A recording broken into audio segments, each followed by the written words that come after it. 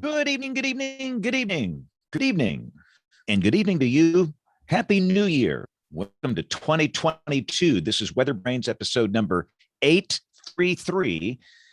This is the pre show, the magical time of the program where we share boring personal stories, humorous anecdotes, and from time to time we say outrageous things.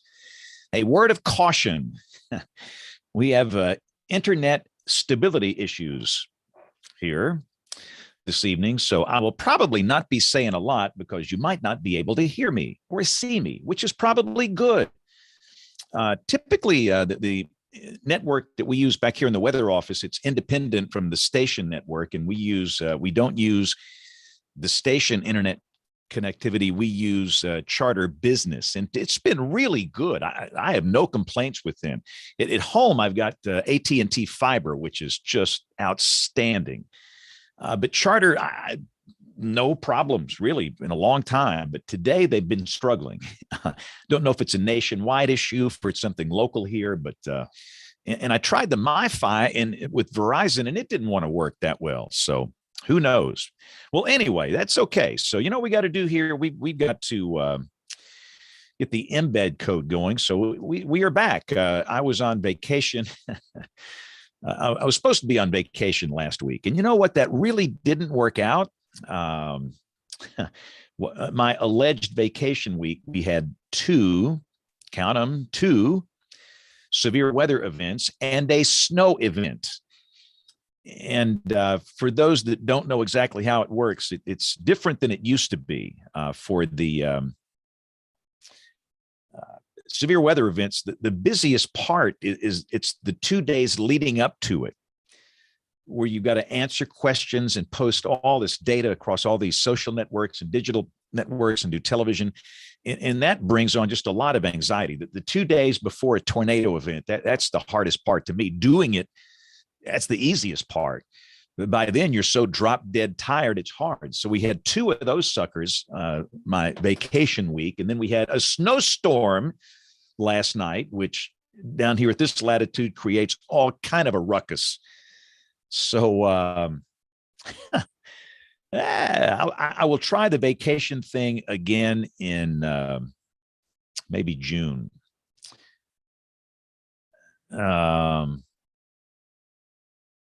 All right, so let's get everybody invited here. Yeah, this is going to be a train wreck for me because the inbound packets are fine. It's the outbound packets that are just not doing well. So let's get everybody on here.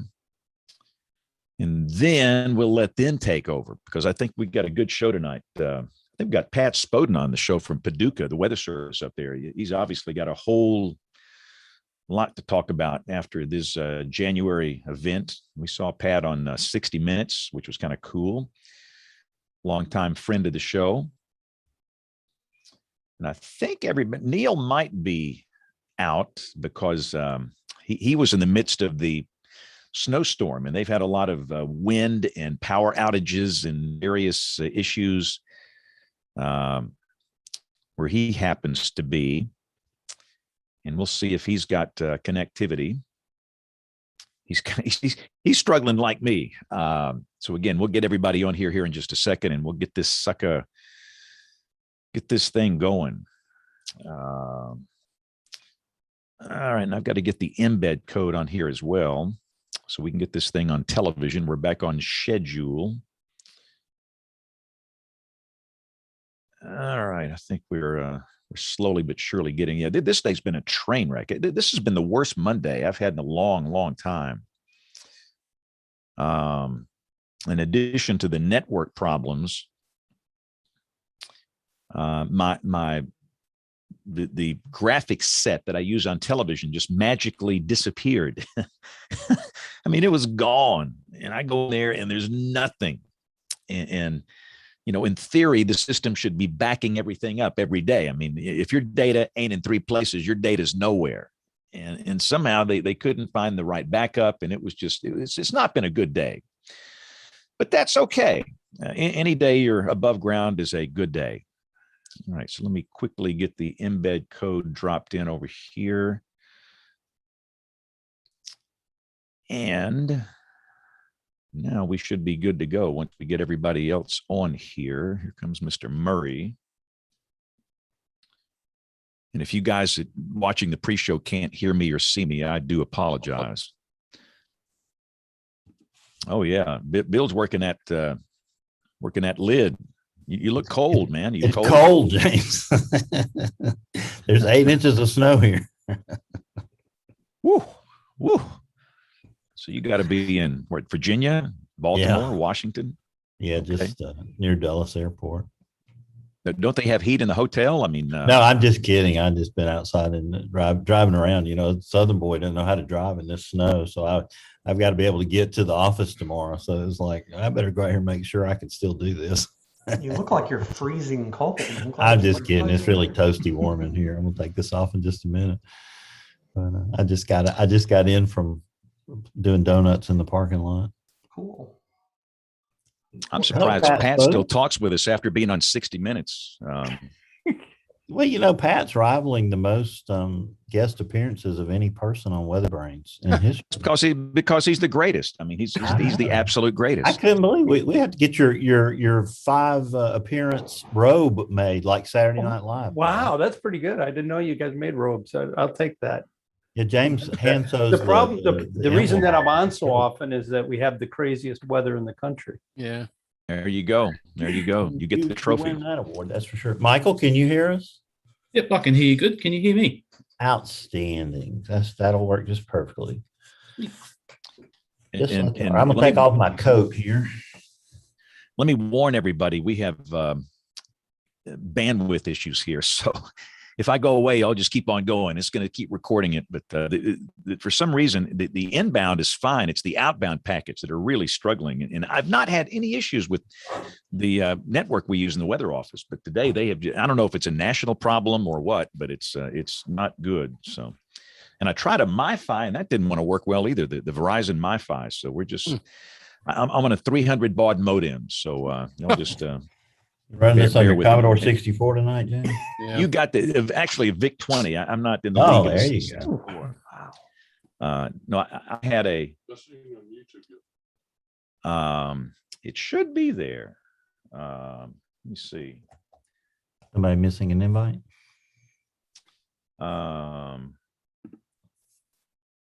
Sometimes it's a caching issue. It is uploaded. I'm about to say, give it about, if you start late, it's okay. Just give it about 5 minutes and try it again. Yeah, that was our friends in the TV operation here.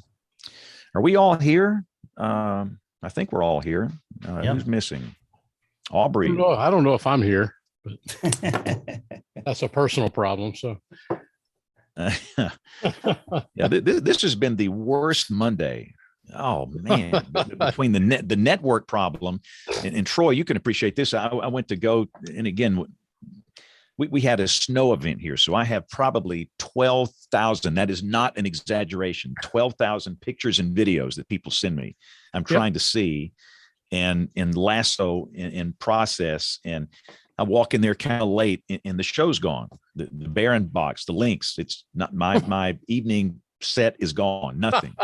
I'm thinking, how does this happen? And I don't know. It's Monday. It's Monday. Yeah.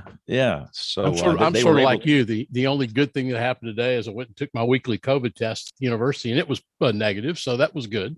So, I look for I don't want to say the positive stuff. I look in this case for the negative stuff. So. Yep. Yeah. Okay. This is Keep those negatives coming. Yeah. All right. We just made it. We made it on the live.bigbrain site. So we're good. The TV guy's good. So let's get this thing started here. And again, if I fade away, the inbound packets to me, it's fine. It's just the outbound stuff. So I think you can get a shot for that, James. Yeah. Here we go. And the show's going down the tubes real fast. Here we go. In 5, 4, 3, 2, 1. Join the American Meteorological Society by becoming a member of the band. The AMS Weather Band is a global community of weather enthusiasts dedicated to learning and sharing their love of science. Visit amsweatherband.org to learn more and join the band today. Hey, it's a new year. Happy New Year. This is WeatherBrains, episode number 833. For the 3rd of January, 2022, we took a little time off last week after our Christmas special. We are back for the Monday night weather party. And the gang's almost all here. I think Aubrey's missing. Maybe she'll join us here shortly. Troy, Happy New Year. You're looking forward to your 1-year anniversary of your tragedy there, your disaster? I don't know. And things actually got worse in here again today. We had to move out of a closet. They do a little more work over there. So it's happening. But no, it's be 1 year, February 14th, when it all happened here in the office. So.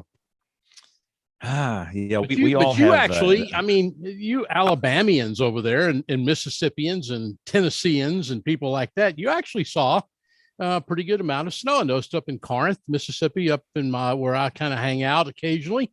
They had about 2.5, 3 inches of snow up there. So you got a little snow.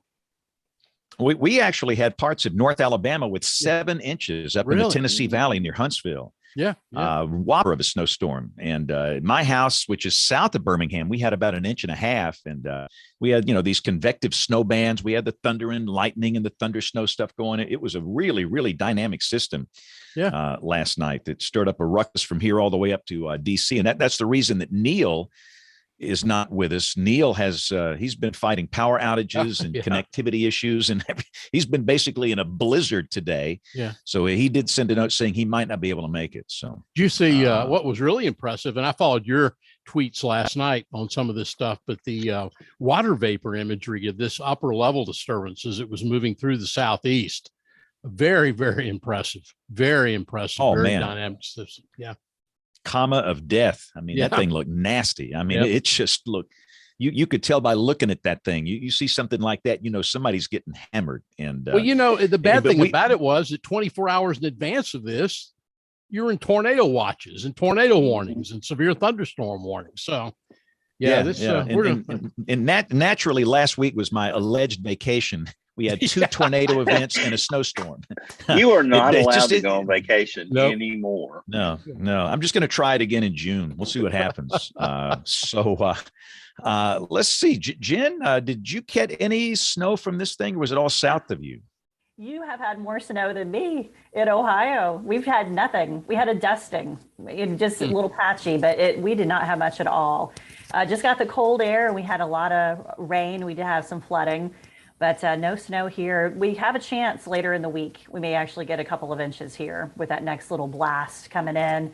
But I was tracking all that stuff this weekend. I watched you a little bit, James, as you were, I think it was Friday, you were on live. And so I was watching you. And then Saturday got busy for me a little bit with radio, but made it through. Happy New Year, everybody. Yeah, Happy New Year. Never a dull moment in the weather office around here. So, James, one thing, and we'll go to Rick, but one thing that was interesting to me was when that front came through here, which was here in Austin about 8:00, I guess, Saturday night, and the upper level low, I guess you should have called me first. I could have told you this. The cold air started moving in. We were down to freezing at midnight, and New Braunfels, even San Antonio was in the upper 30s, and thunderstorms developed. Thunderstorms with hail, small hail, and temperatures in the upper 30s. And that was the beginning of that upper level low as it was moving by and headed your way. So from now on, I'll call you when that happens. Please. I tell people, these kids all the time, these interns, the atmosphere will talk to you. It will tell you a story if you're willing to listen. And that's a great example of watching what's happening downstream, and you get an idea what's going to go on here. So anyway, but interesting stuff. All right, Rick. So let's report in from Norman, Oklahoma. You missed, I guess you've not had any snow lately, have you? Well, actually, it snowed all day here on New Year's Day, practically all day off and on in the Norman, Newcastle Metroplex here. So, didn't amount to much. I mean, the wind was blowing so hard, it was blowing around and accumulating in little piles here and there. But yeah, it was kind of pretty to look at, but too cold to go outside and enjoy it. Rick, your Kim neighbor, is calling your it neighbor, tens of flakes. Yeah, but to say your neighbor Kim says tens of flakes. Kim, explain, please. Tens of flakes. 59, 39, 42, 49. Right? Yeah, flakes. something in that range.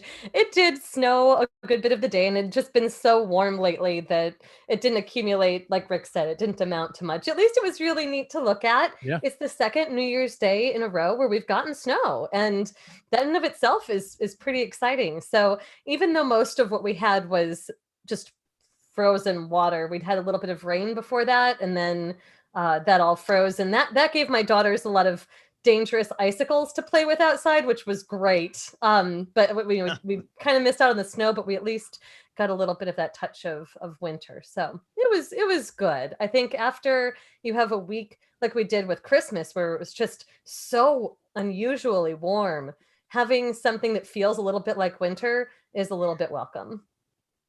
And Tens of Flakes is the working show title right now. So just to let you know. So Bill Murray, I can't wait for this show to get started. So take the ball and run with it. But Bill came in here wearing his Russian hat and, it looked like he was freezing in his hotel room there. Well, this event up here in Virginia was not very well. I won't say it wasn't well forecast, but it wasn't well publicized. Because nobody here knew this was coming. The Weather Service, finally went up with, winter storm watches and winter storm warnings, late Saturday. I realized I had to get here. So I had 11 and a half hour trip ahead of me. So I left at 6:30 yesterday morning, driving like fury, and only beat it here by about 3 hours. And I woke up this morning and there were already 3 inches of snow on the ground. I was like, because I just, me and snow are allergic to each other. But this is really a tremendous storm. Parts of southern Maryland, right outside DC, Waldorf, places like that, had over 12 inches today. And so, it went from 63 at National yesterday to 29 today. And it was the biggest snowstorm here in 3 years, 13 inches in Spotsylvania, 8 inches where I am in Gainesville. And it's been a heck of a storm. A lot of fun to watch from indoors. Not so much fun for the 500,000 people that don't have power in Northern Virginia and Maryland, though. So very wet. Dr. Neil Jacobs might be in that group with no power. I think he is. I'm afraid he is. I really wanted him to be on here tonight, so I'm sorry he couldn't join us. But anyway, y'all know, James, on Saturday Night Live they have a jacket or a robe for hosts that have been on the show 5 times. And so tonight we get that out for for one of our guest WeatherBrains. He appeared on shows 203, 513, 609, 655, and 712. He's the Science Operations Officer of the National Weather Service in Paducah, Kentucky. He's also the Commissioner of Committees for the National Weather Association. Pat Spoden, I assume that's still there unless they're just not updating the website over there anymore. Yeah, they didn't update the website.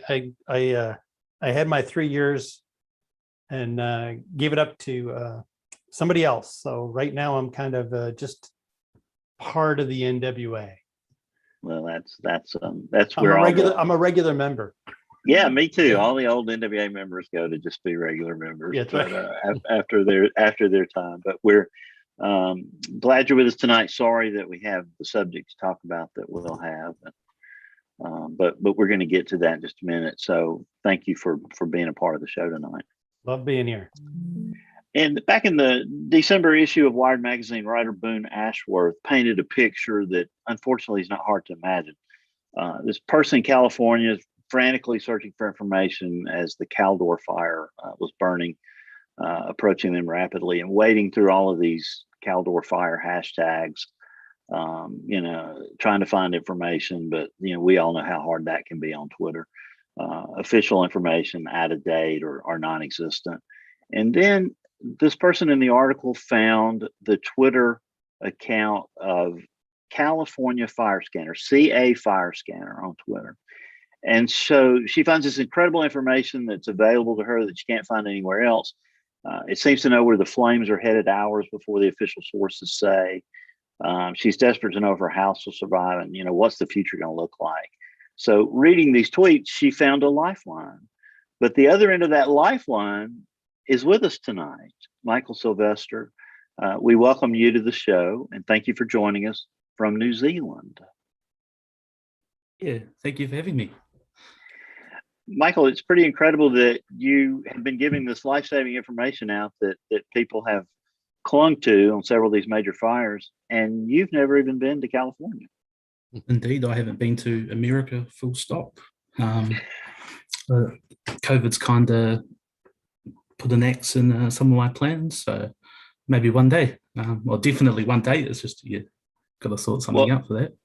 Well, now, Michael, we rail a lot about the bad things of the internet, especially on this show. We talk about the face bag and the tweeter and all these things, but there are a lot of good parts too. And I have to say, you're one of the good parts. Those people that are out there just helping people for the sake of helping people, curating valuable information, even though you're on the other side of the world. Tell us how you got into this, because I think you and I are kindred spirits in the love for scanners and things like that. I absolutely love scanning. I've done it since I was a teenager. In New Zealand, I bought my first scanner when I was about 16, and my dad was a volunteer firefighter. So I wanted to hear where he was off to and, on the calls he was on. And from there, it's just kind of branched out. After that, I've branched out into listening online to scanner feeds that are provided by other people. That's my main tool for providing information on Twitter. So yeah, thanks to all the people that provide feeds from on their own time, on their own software and devices, that enables people like me on the other side of the world to listen to basically wherever I want if it's available. And that's how I got into listening to the United States. As you guys know, there's a lot of stuff that happens over there. I live in small town New Zealand. It's midsummer here in New Zealand at the moment, and it's about 85 today. So listening to you guys talking about snow is, that makes me a bit envious at the moment. It's a hot one. We're in the middle of a hot heat wave as well. So that's hearing all that. Do you get much snow in the part of the country where you are in the winter? I've never been in the snow. I've been there once. It was a field trip for school. It does not snow around here. We're too close to the ocean, so that's something I'm not familiar with. Well, we'll have to get you to the United States soon. We'll send the WeatherBrains jet for you sometime here in the near future and get you to come over when we get all this COVID stuff behind us. So talk about your setup and how you do it and why you decided to do fires, Michael. Well, in about 2015, that was kind of when technology was really taking off. And just in my opinion, you're starting getting live streams that you can watch online of events unfolding. And I watched the Valley Fire in Lake County in Northern California, the North Bay area. And there was some really good streams coming through, or like nice quality streams we're talking here. And what was being shown was just devastating.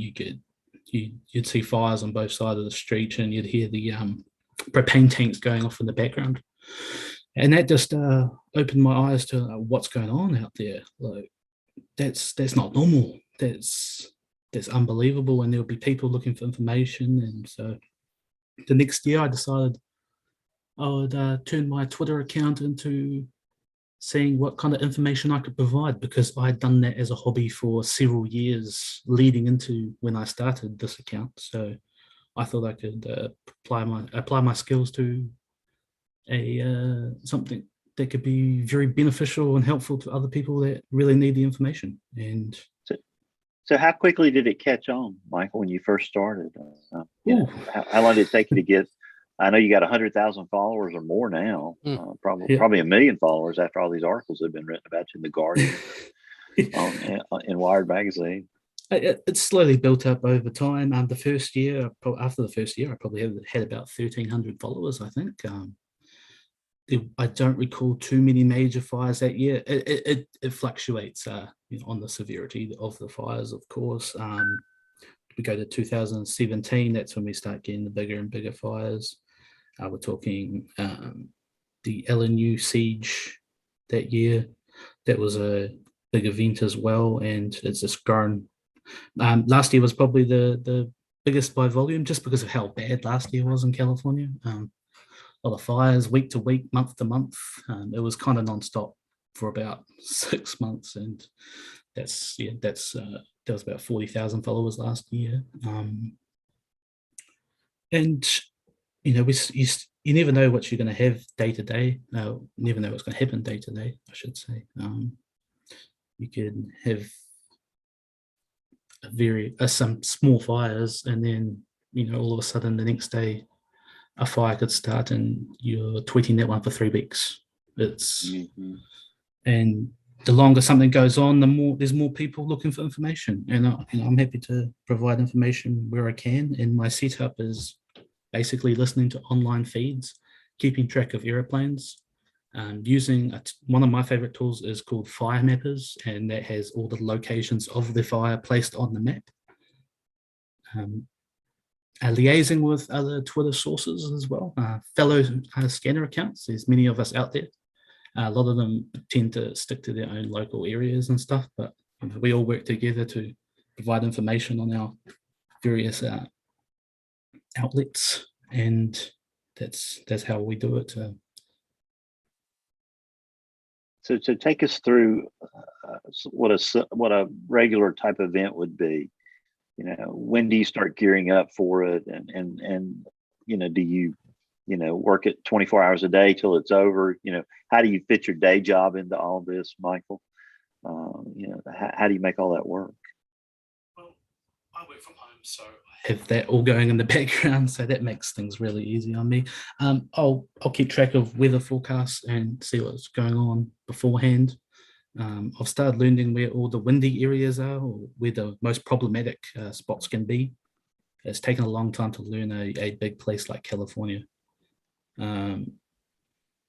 That I've never, like we've said, I've never been to. It's been hard learning from scratch, but I'd say I've got there, but there's still a lot of learning to go. So I guess you had no formal training in wildfire fighting or anything like that. How did you learn the lingo and how they communicate, Mike?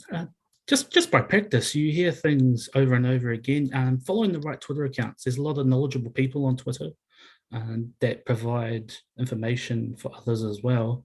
Talking like fire chiefs who post like a glossary of terms that are used, and eventually you pick up on things. It's taken me quite a few years to pick up on everything, but the more you do it, the more repetition. Unfortunately, the repetition, because that's fires, that's destructive fires. But as you go on, the more of those you get used to it, kind of, and then you learn more and more each fire.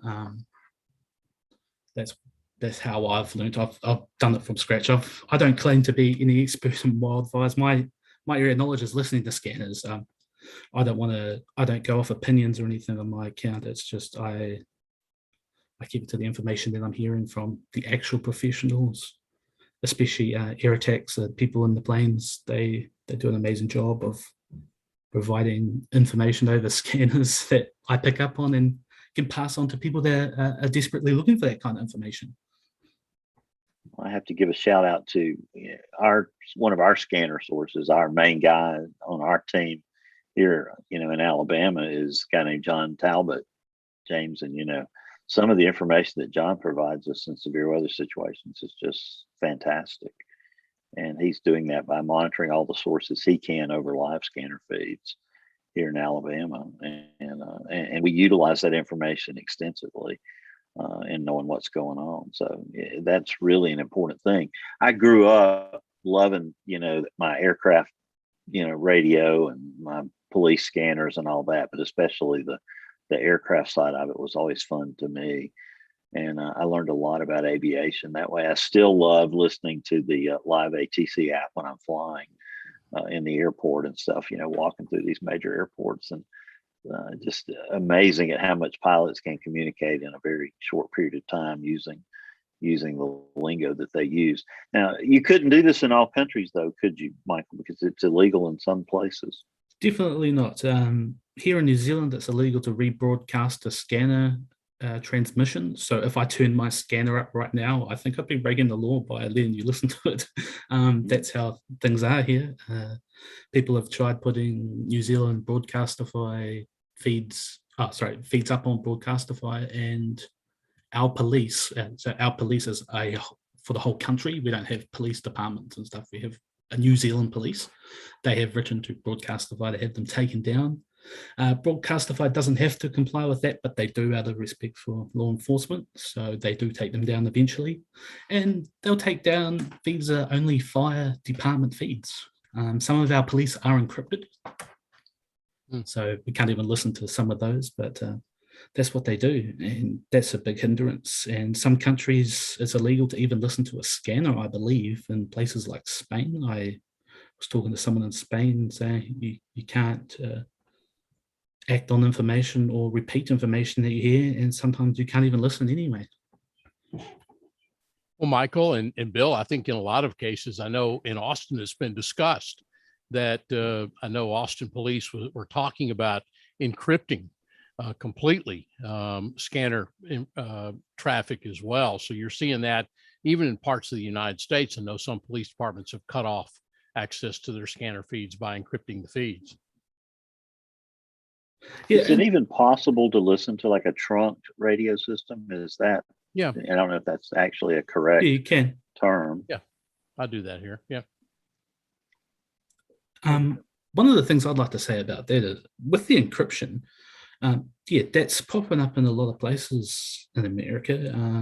I noticed California agencies have been doing that, mainly law enforcement. Orange County Fire Authority encrypted their fire channels, except a couple of them, but then tried to reverse that decision and decide to host their own feeds on Broadcastify so we could listen again. That's going to be a challenge in the future.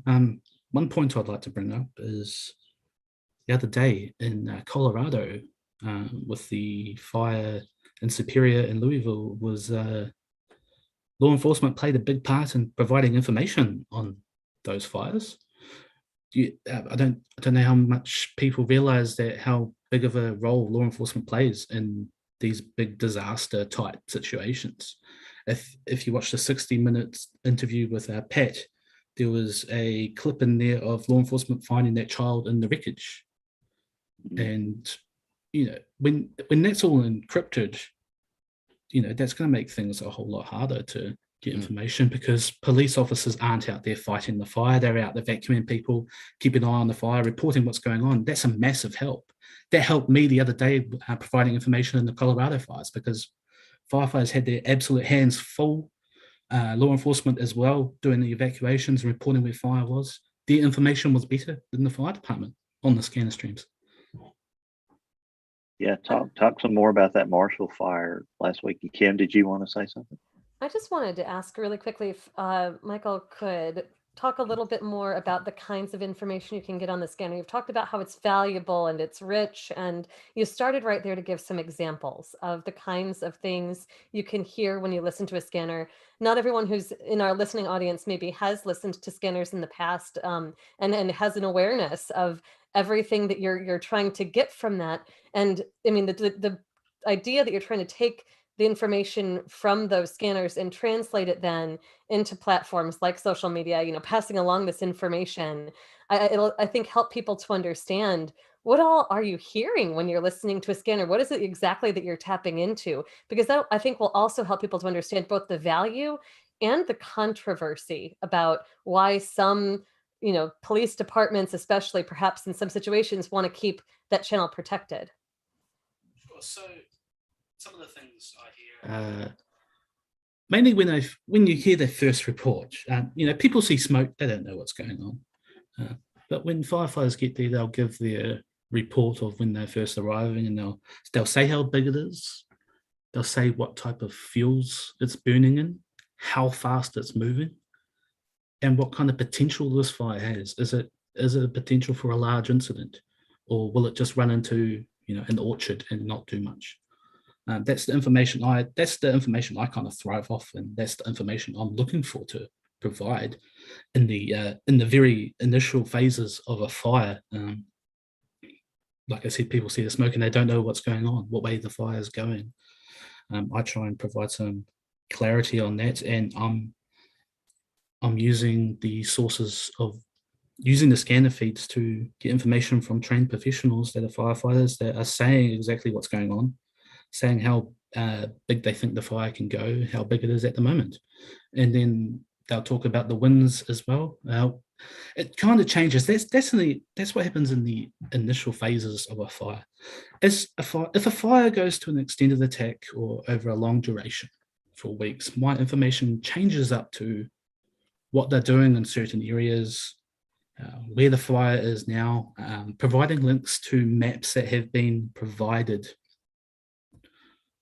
from the official sources as well, to tell people where exactly the fire is at the moment and where it could go. And if it starts moving, sometimes, fires lay down for a couple of days and they don't do a whole lot. And then all of a sudden some really bad weather comes in and they are just off to the races, as they say, that it's going to be really bad. That's kind of information I'll pass on. I of course pass on all the official stuff as well, links to press conferences. I'll transcribe press conferences as well to try and put it into text. I saw some complaints that people were saying that they go too fast in the press conferences when they're going around the map saying what each part of the fire is doing.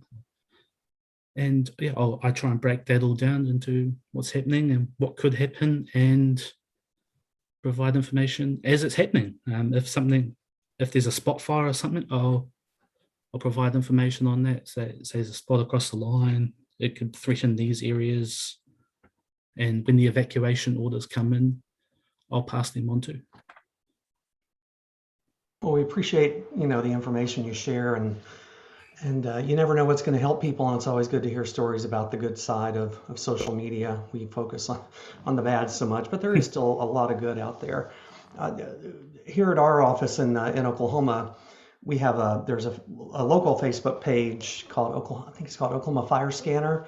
I don't know much about them, but we monitor that during wildfire situations. We get some really good information on the location of the fire, because we're detecting them on satellite often, or radar, and we don't have a lot of intelligence about it beforehand. Oftentimes the local fire departments are too busy to call us, and if they need to send an evacuation warning or something that we can put on weather radio, they're too busy. So anyway, it's a really useful service, and we also use it we monitor different scanner services during severe weather to get damage reports, and sometimes to listen to the raw spotter reports coming from the field. Just depends on the area. So there's some great stuff. Things like Broadcastify and Radio Reference and whatever else is out there as far as scanner monitoring goes has really, really helped a lot. We use it a lot in the Weather Service to get information and to know what's going on out there.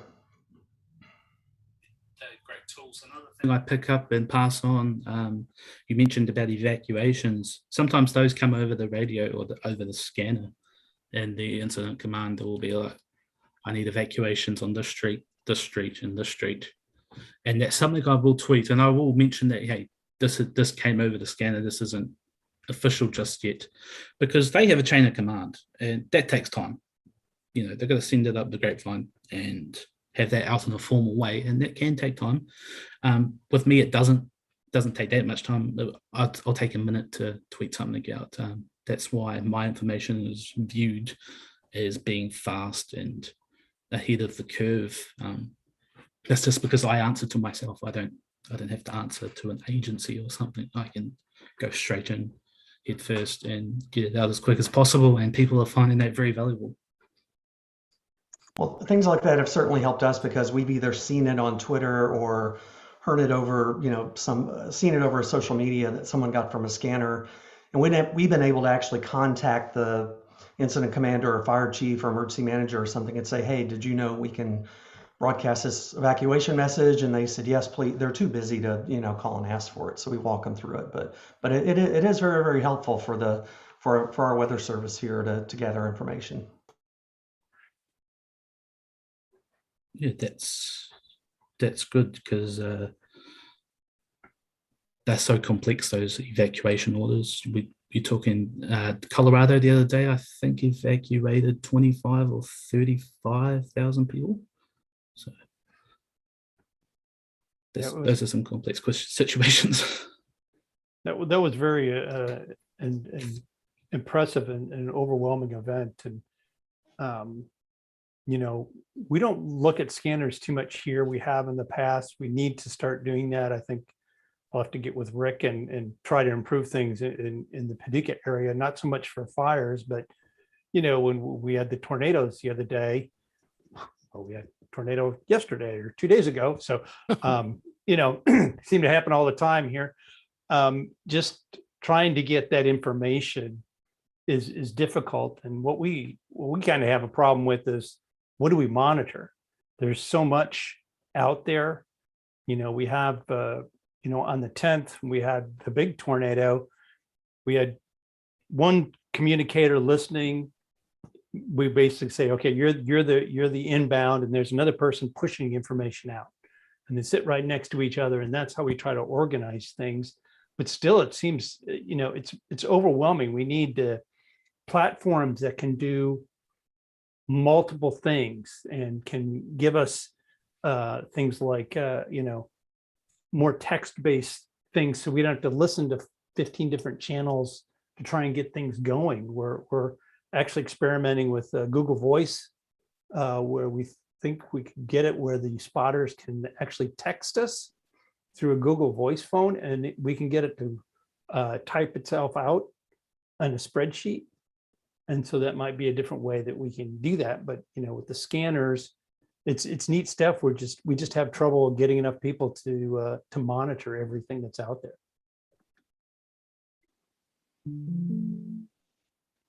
So you were talking about the Marshall Fire, and that was just shocking, you know, to some of us, you know, because we weren't really paying attention to it over the Christmas holiday and New Year's, and then all of a sudden this happens, and you just don't expect, you know, in Colorado that you would have a major December wildfire.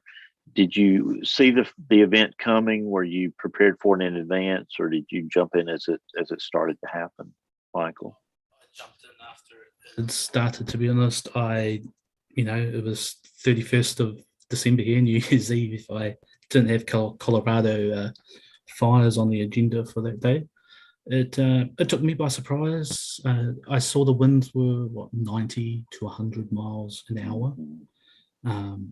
I didn't see any red flag warnings, but to be honest, I don't really follow Colorado weather agencies, so I'm not sure if there was, but I didn't.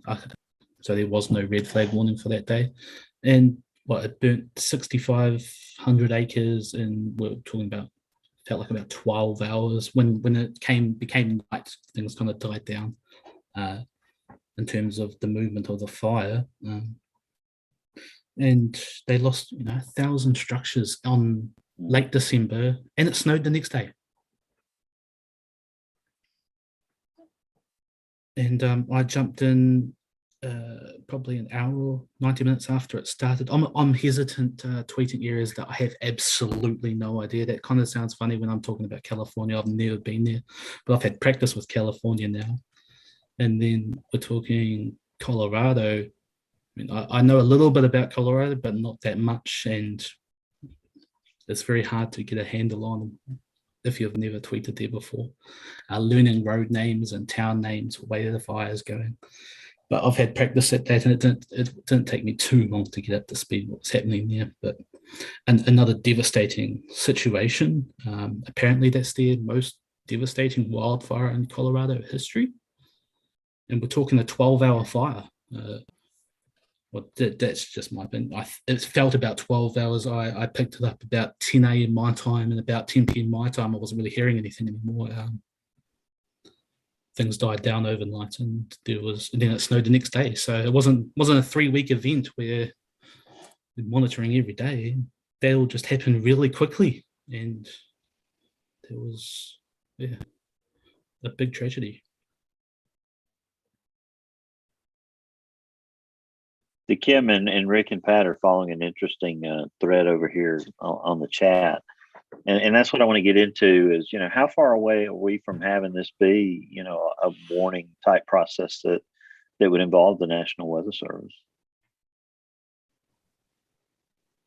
Well, I'll just get into this event a little bit by talking about what we know about the Colorado event. I think that it was I learned actually a lot about what was going on through scanners, just like Michael was talking about, and he was listening to scanners. I had an employee who has a background in emergency management, and he was listening to scanners all day. I mean, 8 hours solid. We have another team member who lives in Boulder, who works out of Boulder, and he was immediately asking if she was okay right when the fire started. So we were following it through the life cycle of the event as he was listening to local scanners. And he mentioned something that I thought was really, really disturbing. It ended up being something that people picked up on, though, and local media did something about, because they heard on scanners that the local power company had cut power to that area, hoping to stave off more fire starts because of the extreme winds that were occurring. And out there, if you get power lines that snap and spark and blow into that very, very, very dry fuel that they have available, then you can get even more fires and make a situation even worse. But a lot of people not anticipating this fire weren't able to evacuate then, because they couldn't get open the garages. And so that was something they were talking about on scanners, because it was the local responders who were out there trying to help people do that. Well, when they heard about that as an issue, that got promulgated up through social media to media networks, and they were trying to distribute messages to people about what you can do, to get out and quickly. And I think it'll be fascinating to hear all the linkages that went on, and what role scanners and that information dissemination, that very, very fast dissemination, played in trying to create a successful response, because the people who were responding, especially early on in that fire, had almost no time. I mean, it was when you have winds that are sustained near 100 miles an hour, gusting to 100 miles an hour, that is extraordinary. You do not have time to do anything. The firefighters had no time to possibly fight the fire. It was entirely a rescue operation to get people out. And so I think it was really interesting then to think about, from a forecast perspective, what happened. It just in Colorado, we're having this really interesting sidebar about, was there a red flag warning? Well,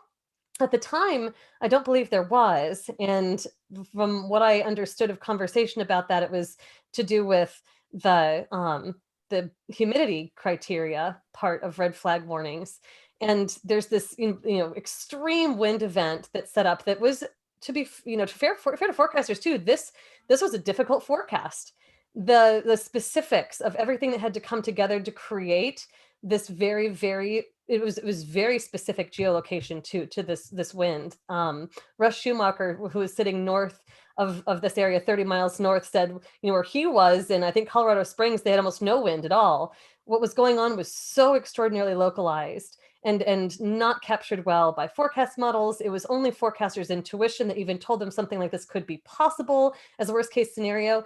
On days like this, that we kind of need to look at our fire products, I think, and question, how do we try to convey these possible outcomes to people? It's a really tough forecast process and problem. And I want to give, due credit to the National Weather Service and all the partners who were trying to figure out whether this was something that was possible.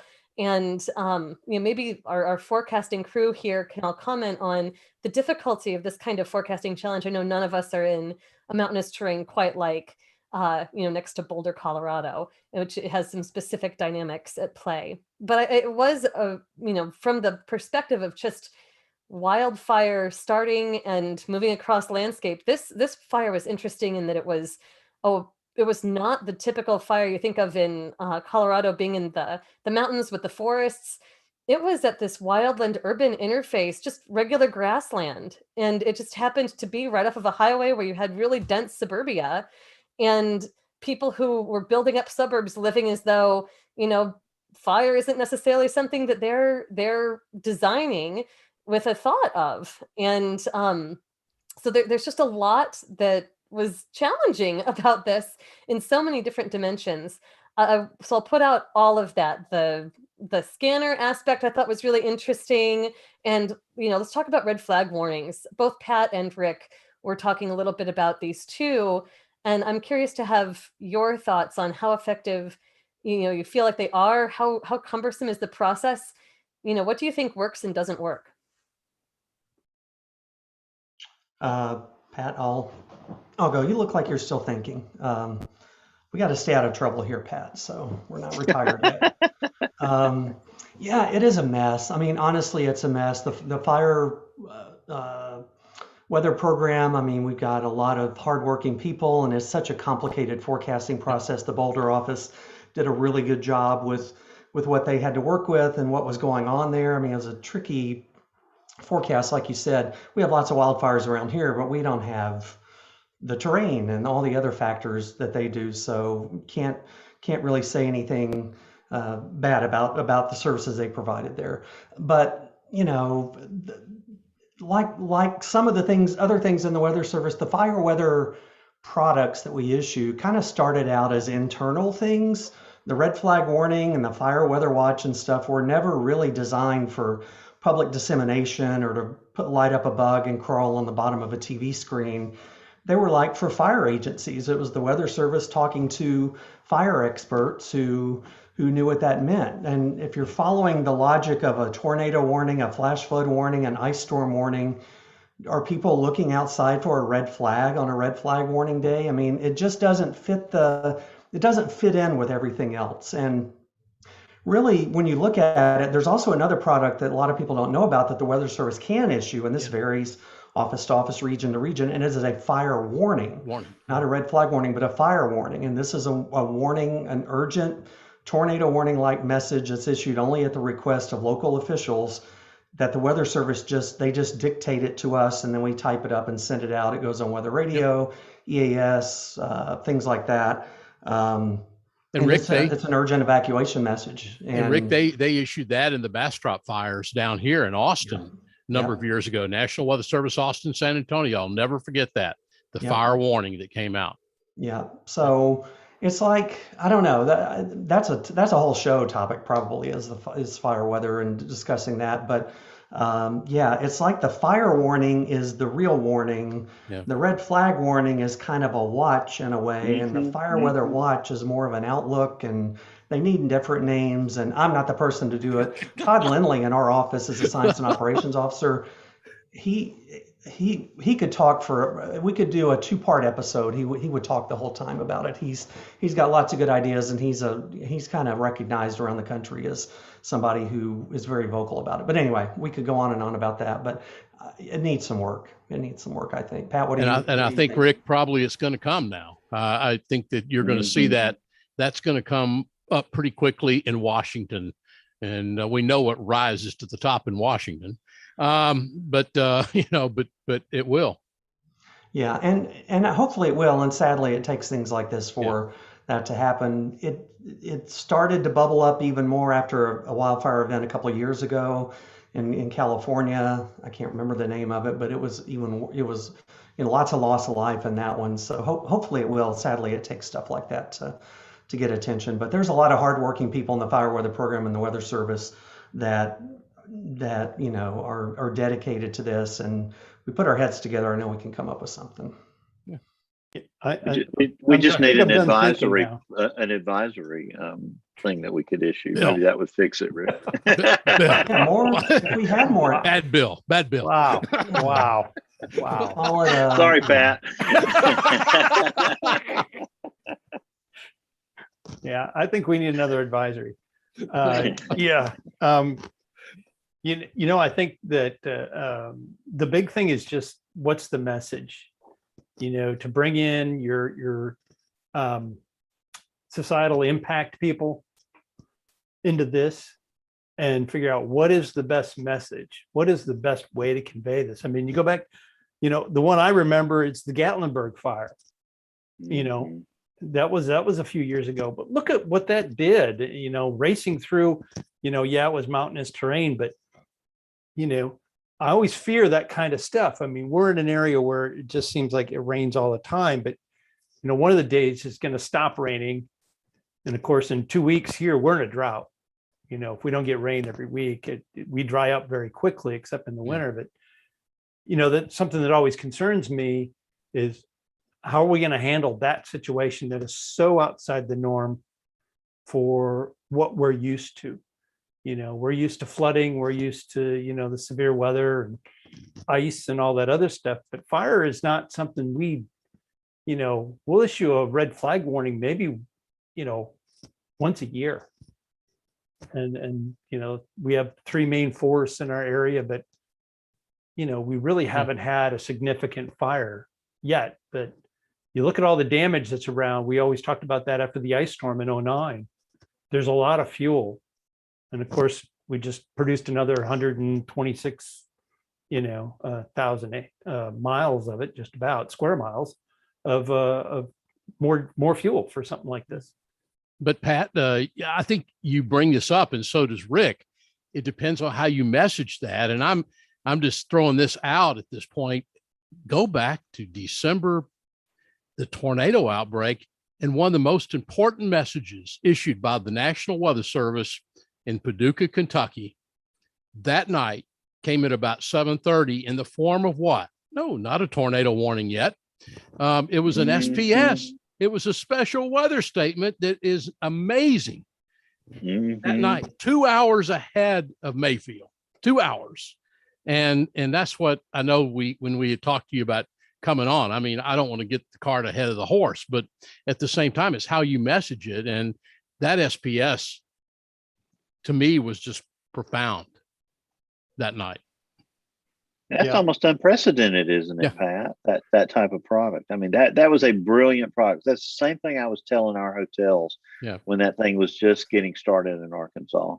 And you guys did it officially. I thought that was very brave. It was. Well, it's something that we tried to do with generalized storms to try and give people some timing information. You create the timing graphics out ahead, and then it gets closer. How do we time this even down to the next hour or two? But that was a great job by Chris Knowles, one of our lead forecasters. Just he was the meso guy that day and part of the messaging, and he called the EMs about that time and said, man, if this thing holds together, it's coming right at you. And unfortunately it did, but I don't want to get into Michael's time here. I just had but yeah, it's all well, I think that was a great overlap right there. And we're going to really dig into the tornado here in a few minutes. Just a few more things I wanted to ask you and anybody else on the panel that might have something, Michael. But do you see this eventually branching into other things, or is it going to always be fire for you? Things it will depend what happens, to be honest. You never know. California could not have so much fires, and maybe then I look for something else to do. But I don't think that's going to be a problem. Yeah. you never know. Though. Soon. I hope you're right, Mike. You look at their state and how many burn scars there are and how large these burn scars are on a map, knowing that it takes. I'm no expert in how long it takes things to regrow, but it does seem to be 10 plus years for things to get to a point where they're at a high level again. And things have been so bad that they're taking out percentages of their state in a single year. I think 5% in 2020 and 2.5% last year. Don't quote me on that, but that's what I remember off the top of my head. And just back to the red flag warnings, I rely on those a lot. If there's a red flag warning, that is something I'll pay attention to 100%. The timing of it, the locations, the details, like the strength of the winds expected, the humidities and stuff. I will plan around that and be ready. Those are very helpful for me, and I'm sure many other people. Did you mention, Kim, that the Colorado event didn't reach criteria in order to issue a red flag warning? And I think, Pat, was it you or Rick that said something about it? You require the collaboration from another individual in the chain. Talk about those two things real quick. Yeah, in our area, and I don't know if this is the same with every office, but we work with the fire weather managers. And so before we issue a red flag warning, we try to get it so that they're on board. I mean, sometimes you don't want to do that at 4 a.m. Generally they don't like it when you call them that time, but if you have to, you'll hoist it on your own. But generally we want to work with them so they feel comfortable and they know what we're thinking, and that they agree, because they're the ones on the ground. They're the ones looking at the fuels. I mean, we got measurements and stuff, but they're the ones who know. Yeah, and it does require coordination. Our area, we issue more of those products than some offices do, than Paducah does. But yeah, there's pre-season coordination that goes on all the time. We work with Oklahoma Forestry, and we work with the Texas A&M Forest Service. And there's different criteria for each state. So there's different combinations of humidity, wind, and temperature. And then, like Pat said, they're providing fuel information to us, because we don't know what the grass looks like in Wilbarger County, Texas all the time. They do. So they're providing that. So it may be that they say, well, I know tomorrow we're not quite going to meet the humidity. We need 15%, but we're going to be at 18 or 20%. But with everything else going on, let's go ahead and issue. So they're not dictating issuance. It's just guidance. It's a partnership. That's what it should be, to help get this information out. They're experts in the fire side of things, and we're experts on the weather side. So, but yeah, and it's different from office to office. It may be completely different in the Wichita office or the Fort Worth office than it is here in Oklahoma, or the counties and states that we deal with. So yeah, it's complicated. It's not just a matter of, it's not as simple, quote, as some of the other things we do. So Michael, did you? I guess your full-time job is computer science, so that probably comes in handy in some ways in what you're doing with this venture as well. My full-time job's actually listening to scanners. So is it? Okay. It is. So I do them. I have a degree in computer science, so I can't say I use it too much, but it does help me. Getting around all these systems and applications that I use, it can get a bit complex at times, and just understanding how computers work, you can learn a lot about how things work. And one last thing, and I'm sure James may want to ask you something too, but it seems like your country's been a model for COVID response. At least that's what we hear on this side of the ocean. What's been your take on the virus there from New Zealand? I'm surprised, to be honest. We've had pretty harsh lockdowns, necessary lockdowns. You could basically, if you leave the house for anything other than a pharmacy or a supermarket or essential work, you can be stopped by police. And if you offend multiple times, you can get arrested. We're not in those levels at the moment. We've dropped case numbers significantly. That does surprise me, and why I'm surprised is because we had a large-scale lockdown in our biggest city for several months, and recently released that, and those were where that was where our bulk of our cases were, and everyone, well, myself, I thought numbers would just go up, but they've gone down. We've had, I think today was 31 community cases in our entire country, and we're nearly 5 million people. We only have Delta at the moment still. The other one hasn't made it to our shores yet. Actually, sorry, it has. It's in quarantine at the moment.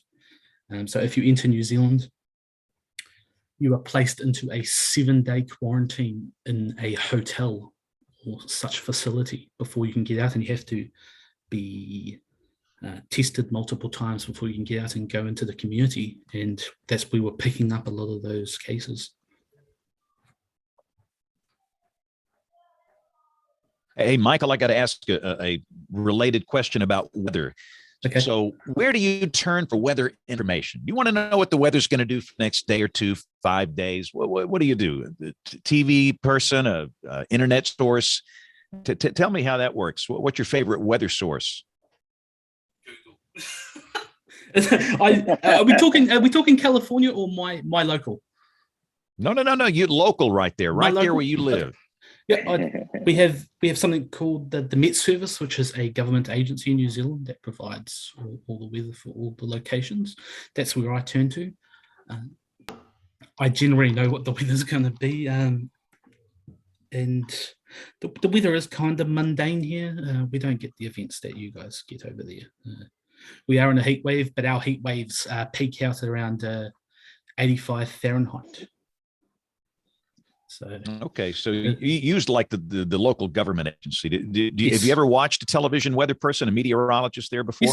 Yes, we have those on the news, but I'm not a TV watcher, so that's not something I watch frequently. Okay.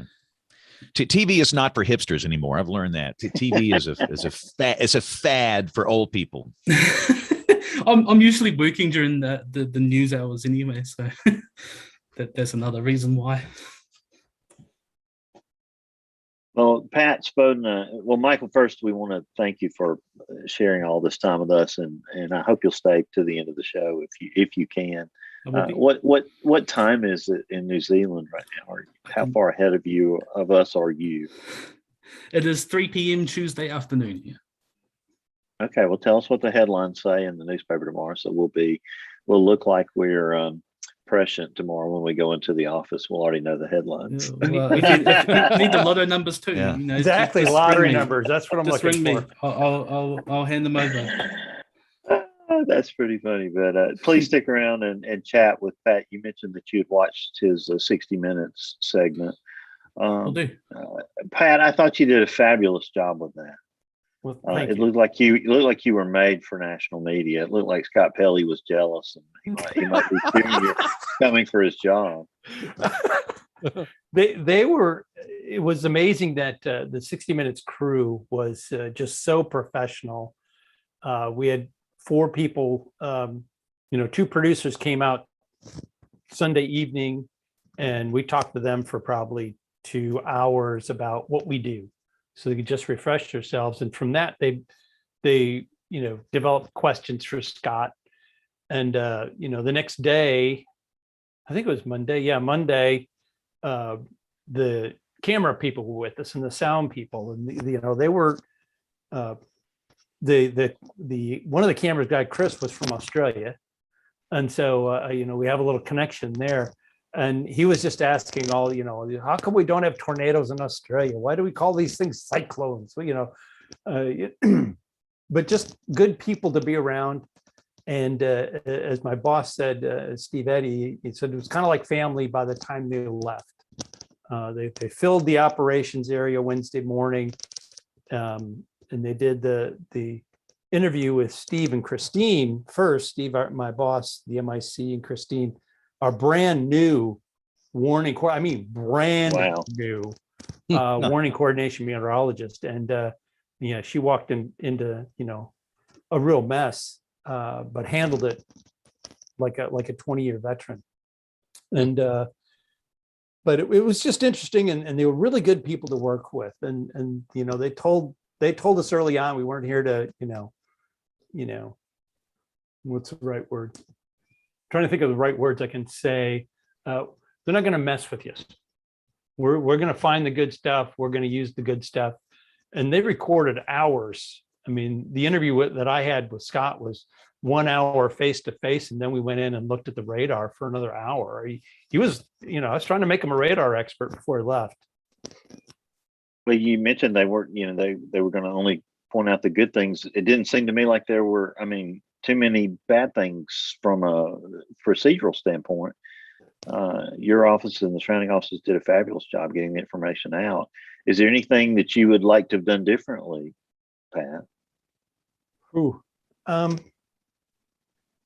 I think I'm not quite to that point yet. I'm still living this. I can understand even today, I was on chat rooms with what we call a quick response team, or the team that determines the rating of the tornado. We're still getting inquiries. You get some people are upset that we didn't call it an EF5. They want to say that they survived that, and other people, well, I've seen this stuff before, and kind of the armchair quarterback, so to speak. And we're trying to look at everything. We can't be everywhere at all the times, but I'm sure there's things we could have done differently.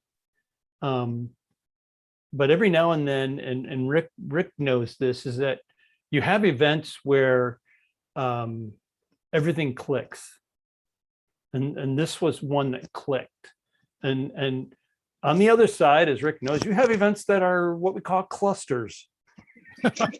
Maybe not at Norman. Norman probably doesn't have those, but other offices do. And sometimes, you just wonder, you're just like, but in this case, it was just well thought out before I even walked in the door. I walked in, and the lead forecaster said, "Here's what I want you to do today." I said, "Okay." And I had no idea walking in we were going to end up with what we had. You think, okay, we're going to have supercells in our area. When we have supercells, they're very cyclical, and they'll produce. We've had tornadoes on the ground for an hour or so in the spring. 2003 was a big one, and then it'll go and produce multiple tornadoes. They won't last very long, and some of them could be strong, obviously, but this was something I'd never witnessed outside of a simulation before. Pat, you talked about having events where everything's clicking, and some things where it's a cluster, and most events are somewhere in between there. Yeah. But to me, looking from the outside, it seemed like you were clicking on this one. I mean, it seemed like you had a playbook for this and just pulled it out and said, okay, 2 hours before, we're going to issue this pre-warning SPS before it gets into Kentucky. You had really good social media. There was one tweet that came out. There was a tweet, maybe I wrote down the wrong time. Yeah, 11:19 a.m. that morning. That was just all text, no graphics. It just was what you would text or send to a family member, just saying, hey, could get bad later, be ready. It was very direct. So things like that. And then after the event, you had the tornado recovery briefings, the graphics that help people. There was more storms and more weather, as there always is. So I don't know. I mean, talk about what your plans were, and some of this stuff was probably happening on the fly, and like in a lot of offices, in our office, if it's a big event, some of it we're making up as we go along. We're just, how can we get this information out? Well, can we draw this on a graphic? Well, let's shoot it out there and see what it does, but talk about how this compare, what you worked and what you experienced, how that compared to what you had drilled and practiced for, and how much of it was improvised and on the fly. And I don't know, talk a little bit about that if you can. Yeah, well, you train in the simulations and stuff. You look at, a lot of times those are big events, and other times we're looking. We have the QLCS tornadoes here, like all the time. Supercells here are I wouldn't say they're a rarity, but they're kind of uncommon, and especially one like that.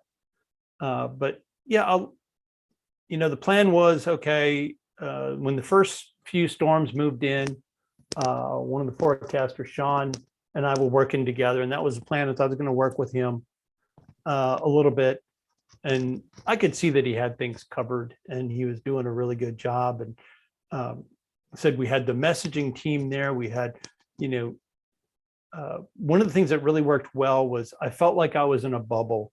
Once the storm came out of Arkansas and started to move into Tennessee, and you're like, oh, this is not going to be good.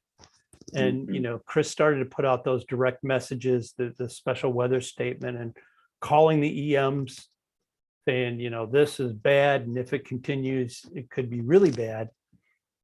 But as the event unfolded for me, again, I felt like I was in a bubble because all those other things were taken care of.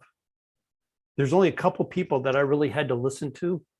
I wanted to listen to Chris because he had the meso information and anything else that's going on. And I'll talk a little bit about the meso information too, but the, and the communicators were sitting real close to me. So I was just kind of focusing in just on that, and everything else was taken care of, and you didn't have to worry about it. Because sometimes it seemed like in the quote unquote cluster or near cluster events, it's like you lose track of who's doing what.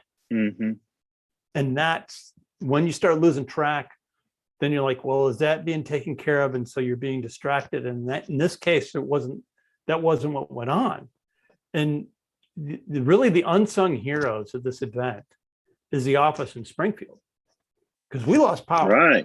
Right. You know, I mean, we were able to get the warnings out for Mayfield, and I had issued into Lyon County, which is on the other side of the lakes. And we just issued the tornado emergency for the Benton area. And, you know, when we saw the lights go, you know, and you're, okay, you count to 30 and okay, generator should pick on up, and we're counting and oh, this is not good. But we actually managed for about 30 minutes on battery backup.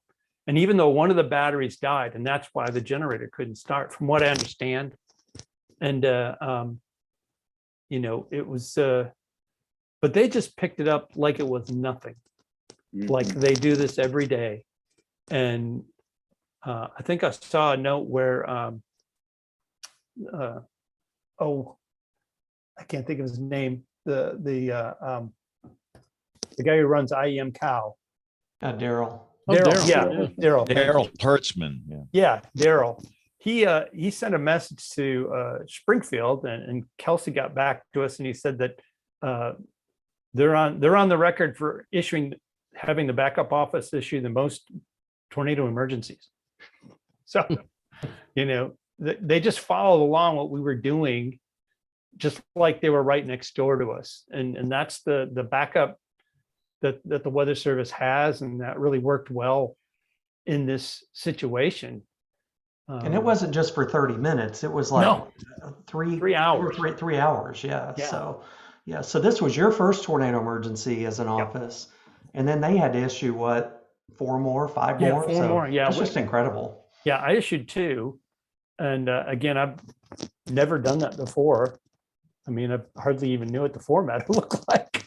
Like, you know, I was chatting with Justin Gibbs at the Decision Training Branch this morning, and I go, you know, I always thought that in the Weather Service, you talk about what's that event of a lifetime? What's the one that defines you? And I told him, I said, well, I always thought that there was a 2009 ice storm. And I said, well, I guess God had other plans that Yeah. you know, this thing presented itself, and thankfully, you know, did a good job. But what it really showed to me, and what others have said, is that the years and years and years of work of telling people to go to the basement, if they have one, going to the inner room on the lowest floor. I can't tell you how many people we talked to that survived because of that information. And that's not something that you can put in, you know, you put in a warning, but they have to know it. And they did. A lot of people knew that. A lot of people left their homes. You know, a lot of people left their homes. They just, especially like in Marshall County, once they saw what was going on in you know, in Mayfield, a lot of people just left. I mean, we were fortunate because it was the only supercell that was, you know, a big threat. You know, it wasn't like some of the situations I've seen in Oklahoma and stuff, and you know, where people might leave and they're in the line of another storm or something like that. But I mean, we talked to a lot of people who said, well, I just left. I tell you, Pat, the thought actually crossed my mind about an hour and a half before it got to Madisonville, just south of Madisonville, Dawson Springs, that we should tell the people in those 2 hotels to get in your cars and drive north. Just drive 25 miles and get out of the way. But I'd resisted that urge, and we just went through the normal tornado plan. But fortunately, it didn't hit the hotels. But having all of that advance notice, because that morning that manager called me at 8 o'clock. I was just sitting down and looking at the data and about to compose my morning message to, you know, okay, you know, Murray, Madisonville, y'all are in a, you know, you're in a higher risk today. This is, you know, going to be a big deal. And he called me and he said, you know, Bill, is this going to be as bad as they're saying? And I said, Rich, it's going to be much worse than they're saying. And it got his attention, and he gets it and was ready for it. But we were doing live play-by-play as those tornadoes approached, and you're just knowing that if it just goes a little bit to the left, it could impact a lot of lives. And where it is, it's impacting a huge number of people. And you just know as you're watching it that people are dying, and that's just heartbreaking. But it is a tough thing, and I've seen Rick, been in those situations before, and it is heartbreaking, but you have to try and as every weather service office says, you have to warn for the next area. It's not just there; it keeps going, and so that's the one thing that's on your mind constantly is like, okay, I know this is going on. I'm not going to concentrate on it because I have other people in line that are going to be needing this information and are looking for this information. So that's the big, big thing. Yeah, Pat, that is a big part, and kind of a part a lot of people don't think about, whether you're a TV meteorologist or a weather service meteorologist. People from the outside don't sometimes connect the fact that we're people too. We're watching a horrific thing unfold with that's completely out of our control at this point. And I thought you did one of the things I kind of touched me with the 60 Minutes interview is you really did a really good job, I think, of capturing what it feels like, the emotional side. We can look at radar data and we can talk about statistics and how many miles the track was and all that stuff. But I thought you did a really good job capturing what it feels like in that situation. Yeah, for those who may not have seen the 60 Minutes thing, I mean, did that just kind of come about naturally in the interview? Talk a little bit about that. I thought I was glad you did that, and I was glad they aired it, because that's something we don't hear enough about. Yeah, well, thank you, first of all. But I kind of felt that going in, that, and we kind of talked about it a little bit, just the emotional side of what's going on. But they asked the question, and I distinctly remember trying to type up the name of the town for Mayfield. And I distinctly remember it might have been 4 times, but you're just typing, and because you have that, you have that urgency, you want to do well, you want to do right, and give as much warning as you can. But I think it's important for us to show the empathy and to be real, like you say.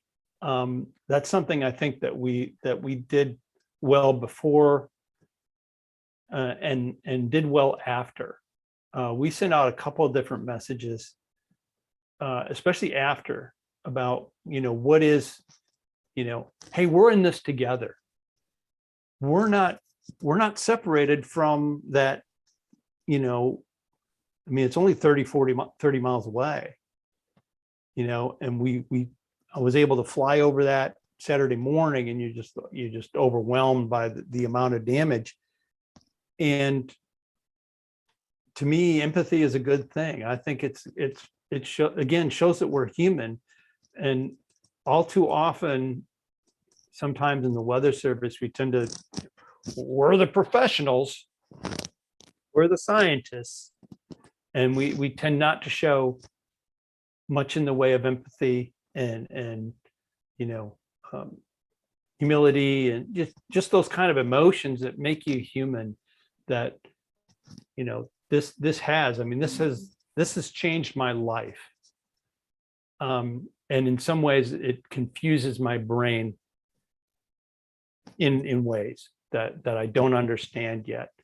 And there's things like you wake up in the morning, and I'm sure you've woken up in the morning, you see the damage images in your head.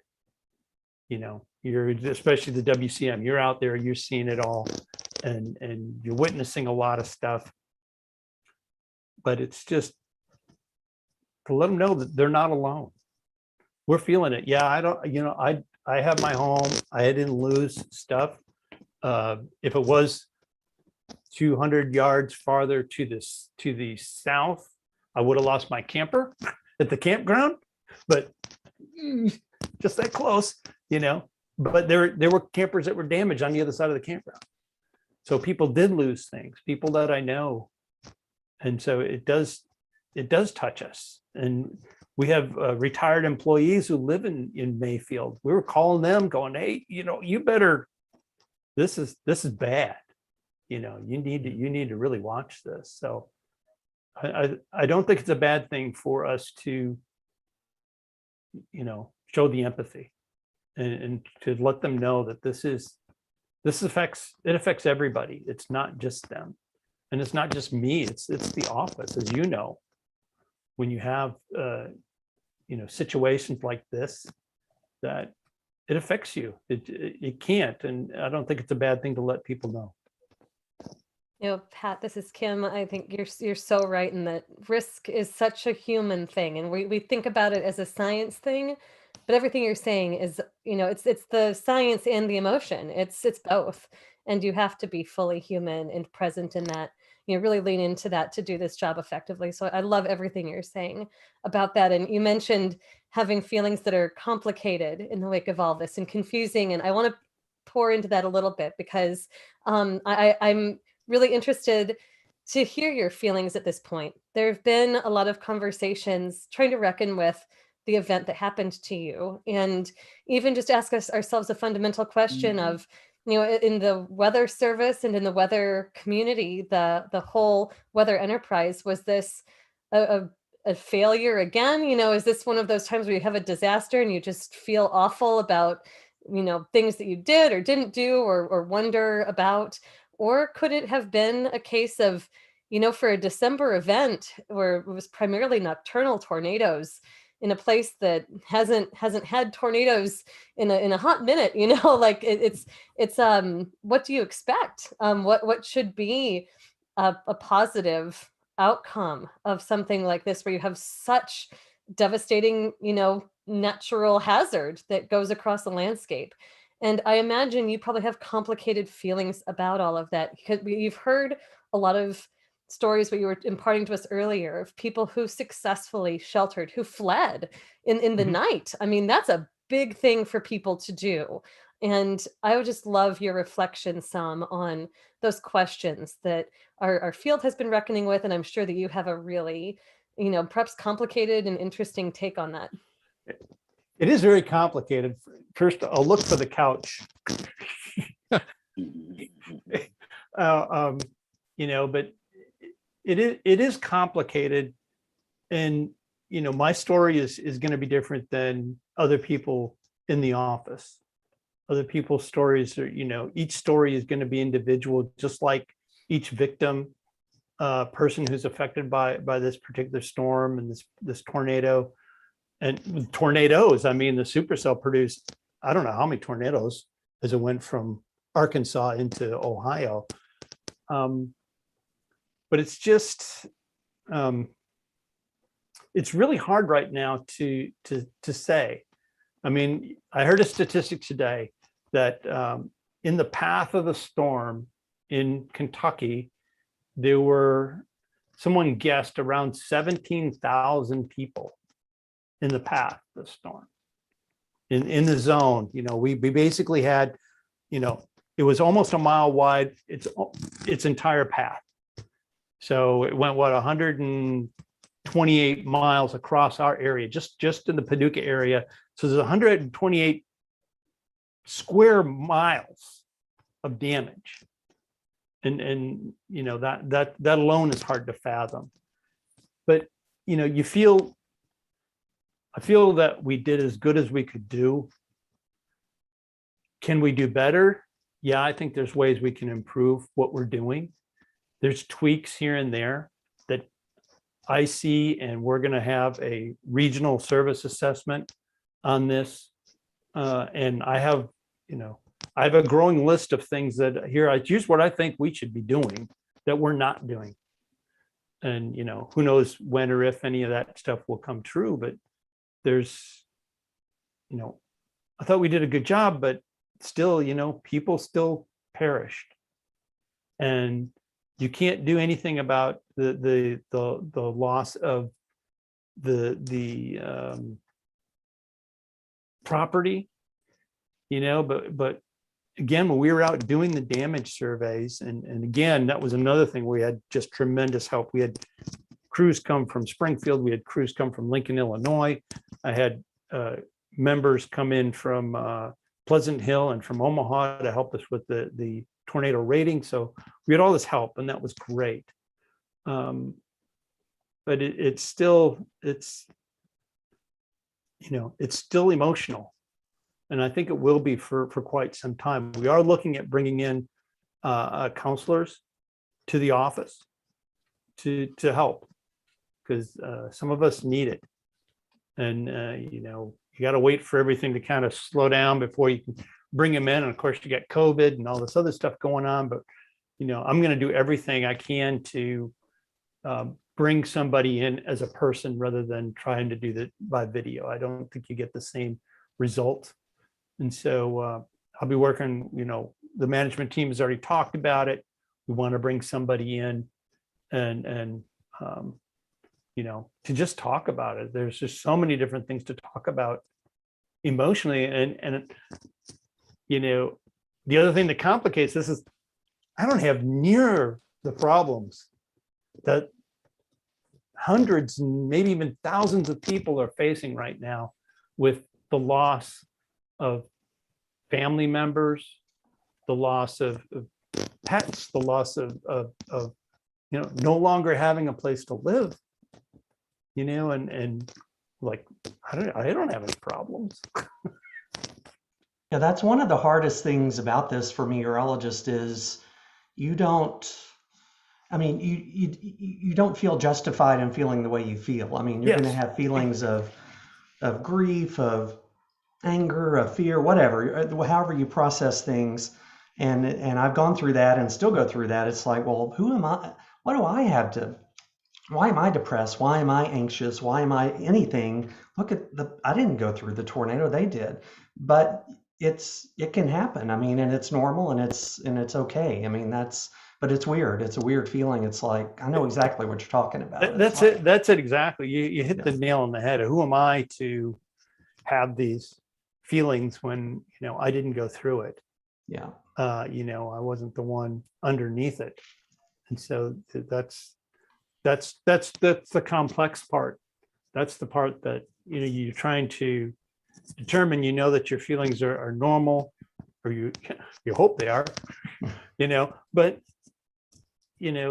those are things that we need to reckon with. And I think it's, more and more the Weather Service is bringing in people to help us. If you bring in the right people, and it can really do a lot of good. 10 years ago, 15 years ago, I don't think anybody would have thought of that.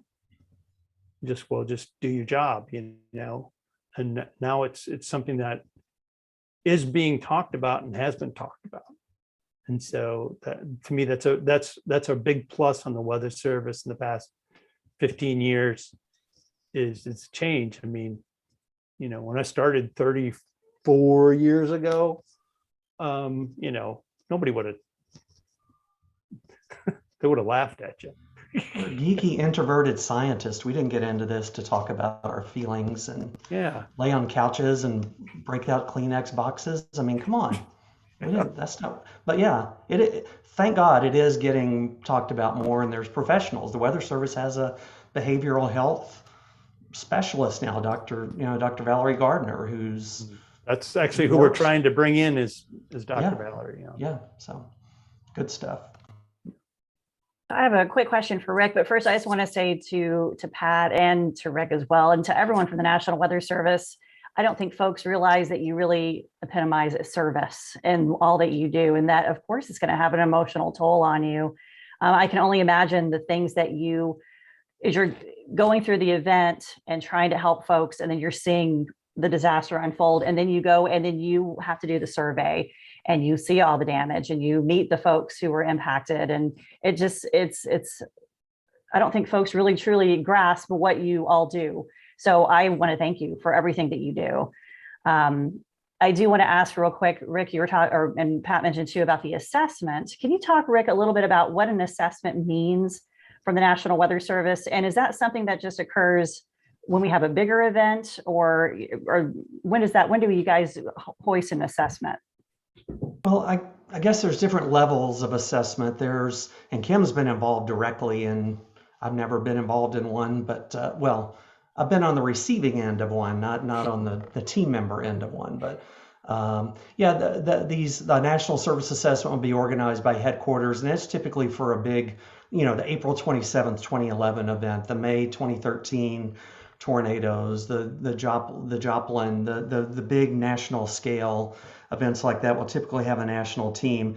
And the service assessment is just designed to come in and examine how things went within the Weather Service and within the integrated warning team. Kim, please jump in if I'm mangling things here too badly, and just to kind of see how things went. It's not, so that there's the national level, then there's a regional level, and that's what this would probably be. It'd be a combination of central and southern region, and I think they're still working on the logistics of that, and it would be, probably happening here pretty soon. But in normal times, that would involve visiting the office and talking to some of the staff about what went on, the products. It's not a witch hunt. It's not something to find out, well, you could have added 2 minutes to your lead time here if you had just done this. That's not what it is at all. Really, one of the most beneficial things about it is to get best practices. And I can't tell you, every service assessment that comes out, I am taking notes on, and I'll share it with our staff. Some of them even shared with our media and EM partners, because you can always learn from other events, even if it didn't happen to you. So, Kim, did I miss anything about? I mean, you've been on the teams before. So, what did I miss? That was a really good summary. I'll only add that there's more recent interest in including a social science component on some of these, and that the mainstay of the service assessment has been what Rick described. It's usually looking at what were the products that were issued, what were everything from the technical aspects of how forecasts were produced, and all the way through the system to how partners were able to receive the needed services from the National Weather Service and conduct themselves. And so the social science interests can come in evaluating things like public response, because ultimately that's something that we are very interested in. I will say that aspect of assessments has been a challenge for the National Weather Service for a lot of reasons. And one of those is simply that it's a human subjects research question that the agency isn't necessarily prepared to do, in part because we haven't had social scientists working for the agency who are putting this stuff together. So we need to have things, it sounds so simple, but we need to have things like pre-approved interview protocols to take into the field to actually interview people and get the needed kinds of feedback from them.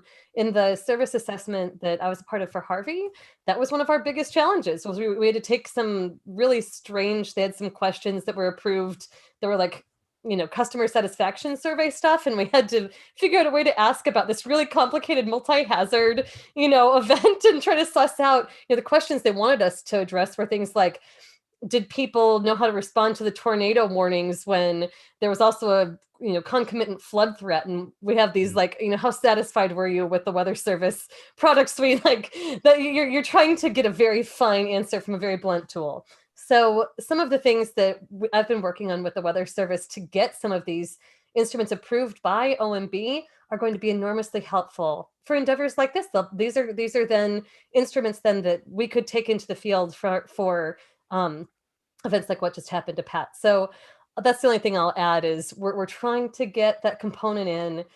It's a little bit difficult. It's more difficult than it probably should be in some ways, but I still very much have respect for, we want the federal government, if they're going to go in and talk to people in a disaster zone, we want there to be due diligence paid to what we're asking people, how we're approaching them. And, it is a sensitive thing that deserves our thoughtfulness, and we're still working on it. So a really great question, Jen. And just to add to that, we actually had a group, Dr. Daphne Ledoux from University of Oklahoma. She was in here. I was not able to meet up with her, but we actually discussed this about a year ago. As you know, in the Vortex Southeast, she was interested in moving it north, and so I said, well, hey, why don't you come here? And unfortunately, she had a good reason to, and so they were here for several days. Her and her assistant, and I'm really interested to hear, what people told her, because they're going to ask the right questions. I'm not tooled in that way to ask the right questions like you would, Count. And Rick would probably say the same thing. We have our questions, and, how did you make it? We're sorry for your loss. But to get to the meat of it, that's what we need you to do. If we're really going to change behaviors, if we need to change behaviors, then that's what we need to do. I feel like I'm talking too much, but this is the Weather Service show this evening, but that's okay, Pat. We'll take it, right? The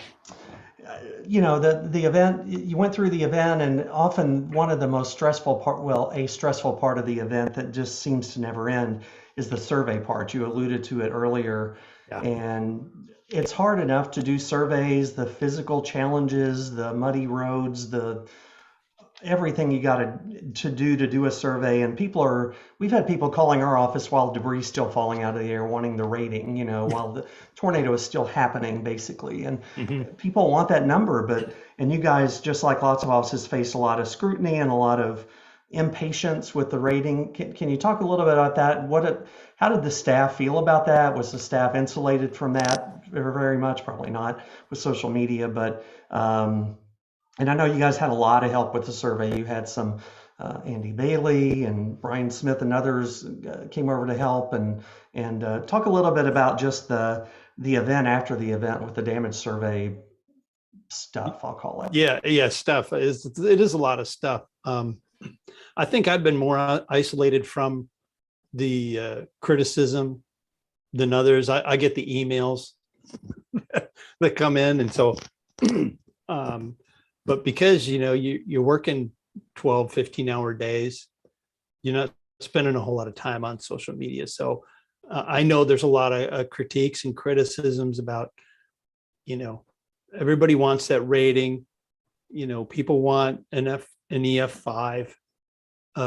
Is there a conspiracy that we're not going to have those anymore? And yeah, you roll your eyes. That's it exactly. And you're like, no, there's no conspiracy. We just this is a truly scientific process where we're evaluating the damage, and from the damage we then get an estimate of the wind speed. But you have to look closely at the damage. I think a lot of people see, look, all I see is the it's white clean. All I see is the foundation. That's all I see. So it must have been a 5. And one thing that I really learned in the past month is it's all about connections. The connection of the roof to the walls, and the connection of the walls to the foundation. And, all too many times there isn't one. There isn't a solid connection. And it's I have a storm shelter in my garage for that very reason.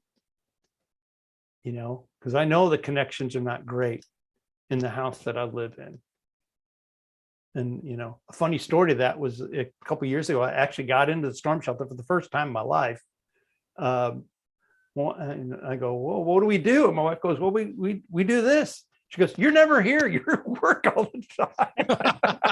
So, you don't know anything about it. I said, does the siren go off does it stay on the whole time?